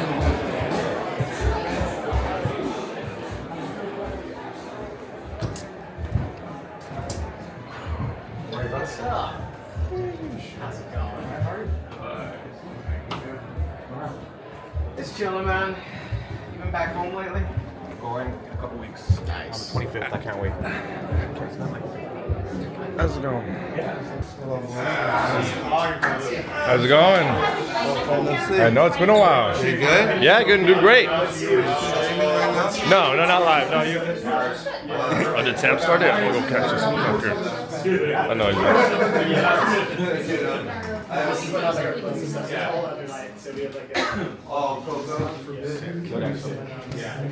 What's that lineup? It's just fucking packed.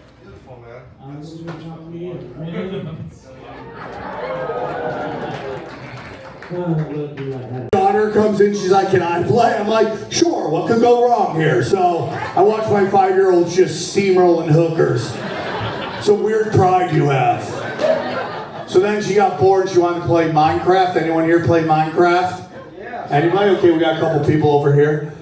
Tell me, you know who said that? Who said yeah? Love Minecraft. Okay, you love Minecraft. Tell me if I'm wrong. This is a true story. So I come out from the kitchen into the living room, and my daughter's playing Minecraft. She goes, Daddy, guess what? I go, what? She goes, I just killed an entire village. I'm like, oh God, why? That's true. I forget that sometimes. I have to remember that I know what I'm doing. Yeah, you've been doing it for a while. 15 years. Please welcome to stage one of my favorite people on planet Earth, my good friend, Erica Royce!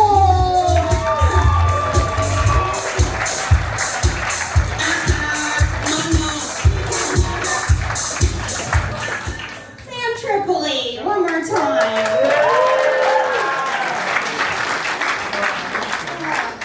Thank you. My name's Erica with a C, just for the record, because there's some Ericas with a K out there giving us a bad reputation.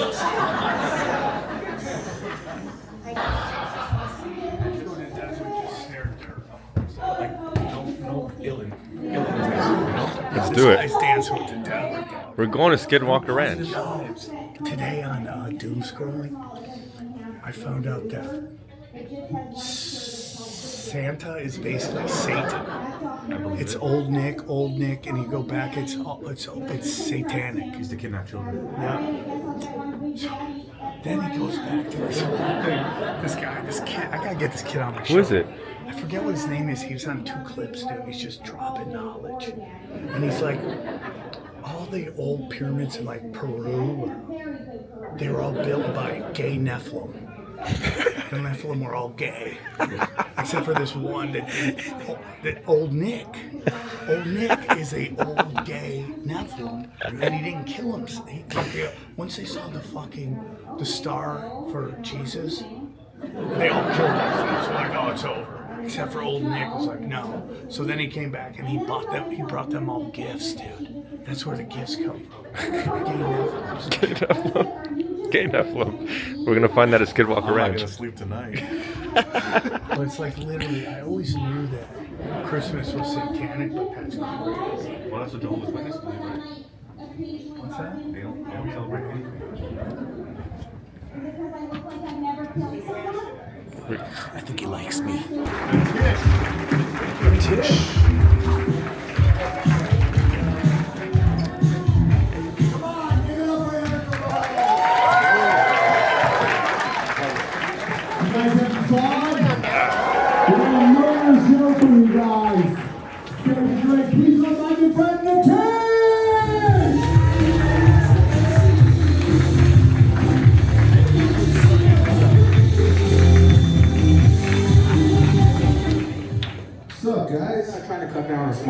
because I've been smoking weed my whole life, and now I'm trying to smoke less because I started noticing things that I don't think I should notice. You know, like I started noticing that whenever I walk down the street, I hear a snippet of someone's conversation, and then I never see them again, and I have to just fill in the blanks. I saw these two lesbians, right? And they were having a conversation. And I say they were lesbians because of the context of the conversation that I had heard. As I walked by, one of the girls said that she's dipping her toe in dick again. He forgot about you for a second. He was inside telling conspiracies. That was fun. It was fun. I ran the light too, so I was like, I gotta get out. And I turned around and He's used to everybody running the light. That was fun. Now go have a mozzarella stick. Huh? Now go have a mozzarella stick. Yeah, How's it going, my boy? That's just my tweet for Bouncer at this point. Stay tuned for more. Here's a clip from the latest Broken Sim. But, you know, I can assess the situation. I realize like an 80-year-old man is coming on stage. He'd have to be about 80 years old or late 70s. We're going to play video after this, by the way, so stick around. So do you want me to describe it all before here? Just play it now. What, should we just play the video and then play it now? Play it now. DJ Electra's here. Electra Fry. She is the one who filmed it. She was we both walked in late. So here it is. Yeah. Oh, go for it. Go for it. Yeah. There we go. Dude, please don't have a heart attack. Or if you die in my set, that will be the greatest story of all time. Sir, are you okay? What are you going to do? What are you doing? What are you doing? What are you doing? What are you doing?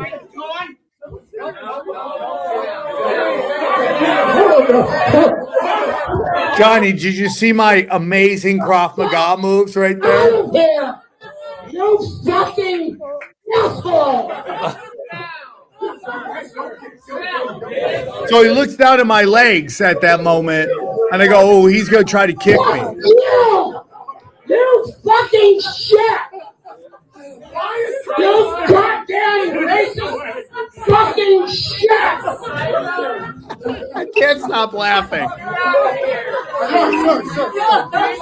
Sir, you're 80. You fuck. Now this guy can't be taller than 5'7". Sorry, man. I'm sorry. That's his wife. Be nice, dude. Be nice. Be nice. Be nice. Hey, you just poked him in the eye. Be nice, Grandpa. Be nice. Don't get angry. Oh my God. All right, MSNBC is upset tonight. Bro, this is crazy.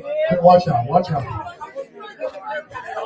Just watch out, watch out. That guy, the guy grabbing him right now is falls. Someone yells, they knocked him down, he fell. Can anybody admit I did not use any Krav Maga right there? I have clear shots. Clear shots, Johnny. I could have sparted him right there by the time he gets to the stage. Even on the last time when the guy attacked you showed him. up late, bro. You missed me fighting the elderly, bro. Oh. The best thing you had, the best $25 I spent. I should just go around city. I'll fight your elderly. That's it, dude. That's amazing. Wait, so what were you into? What were you getting into when that set him off? What bit was it? Well, it could have been the Indian garbage. Oh, you think it was that one? Okay. Well, because he's called me a racist. And probably and my favorite thing, if there's any like justice and karma in the world, an Indian will scam him out of all this money. You know, dude, you should have been. I mean, he didn't even get to your racist material. You know, if that's what he was offended by, just wait 5 minutes because I did. It would have gotten worse. I did my M-word bit that night at the end of it, and they all loved it. He would have lost his mind if he had heard that. Yeah, he would have gone nuts, dude. And he wasn't waiting for you in the parking lot or anything? No, dude. I mean, he's past his bedtime. And his wife was just over it. It makes me think because he's a tiny guy, he's got his whole life he's had like Napoleon complex. So probably when he was really young, he used to like to fight. But now he's like 80. Good luck. Adam just jujitsu'd him out of there. So if he had his way, what do you think he was trying to do? Take the microphone for me. Okay. He wasn't necessarily trying to fight you. He was just trying to get the mic. I don't know. He probably would have done that too. That's so funny. He probably would have done that too. So, it's just like he was about to go for a kick too, right? Yeah. Oh yeah. He was staring at my legs. And I'm like, don't kick, dog. What if he was looking at your dick, dude? What if he secretly he's just like, I'm so overrun with homoerotica right now. I gotta have it. Confusing feelings. He's like that would have been even a better finish and just traumatize the entire crowd. It does look like he's going for your dick in that still image that you picked for it looks like he's going right for your dick. Yeah, and you're giving him like the Krav Maga swipe. I'm going bang, bang. I'm like that moment in the Matrix where he's like bang, bang, bang. I was gonna say more like Steven Seagal doing his Aikido or whatever. Oh, which one? The fat Seagal? Is that what you're saying, Johnny? You're saying I'm fat Seagal? Johnny, that's not fucking cool. People are pissed at you in the comment section calling me fat Seagal. McDojo Life, who's in LA by the way. Now, did you know that McDojo Life guy? He moved to LA. He told Why me did he move to LA? I don't know. I go, what are you doing? It's a shithole. But he shared the other day that, have you seen that? Like, it's Stephen McGall doing demos while seated. He can't even be bothered to get up. Bro, both Nick Mullen and Tom Segura talk about all the movies he now does fighting sitting down. It's so great, bro. Chairzitsu, bro. Chairzitsu, yeah, that's great. I wish I could have Chairzitsu, dude. Just sit there, bang, bang, bang, crotch shot. He goes down, uppercut, and everyone's like, and it's funny, that guy was dressed for like a real night out. He had like, and his wife was dressed in like Indian garb, like from India, Hindu garb. So maybe when I said Indians are garbage, he got really mad. Interesting. Maybe they're like Hindus or something. Could be. And she was over it. What if they just fucking stop?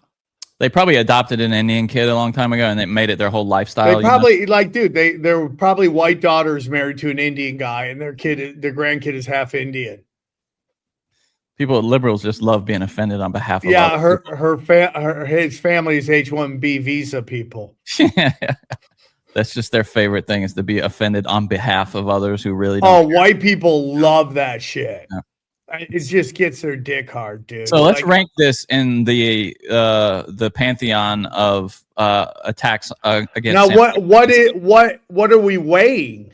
Threat to life, I would say. Okay, threat or most exciting and fun. Which one do you want? Yeah, well, I think those are equal. Those are the same thing to me. No, the threat to death is a lot worse. No, yeah, right. But what I'm saying is, as far as my entertainment is concerned, the greater the threat to your life, the more entertaining. If you'd like to hear the rest of this episode, subscribe to Broken Simulation in your podcasting app, or check us out at youtube.com/Sam Tripoli. Go deep, homeboy.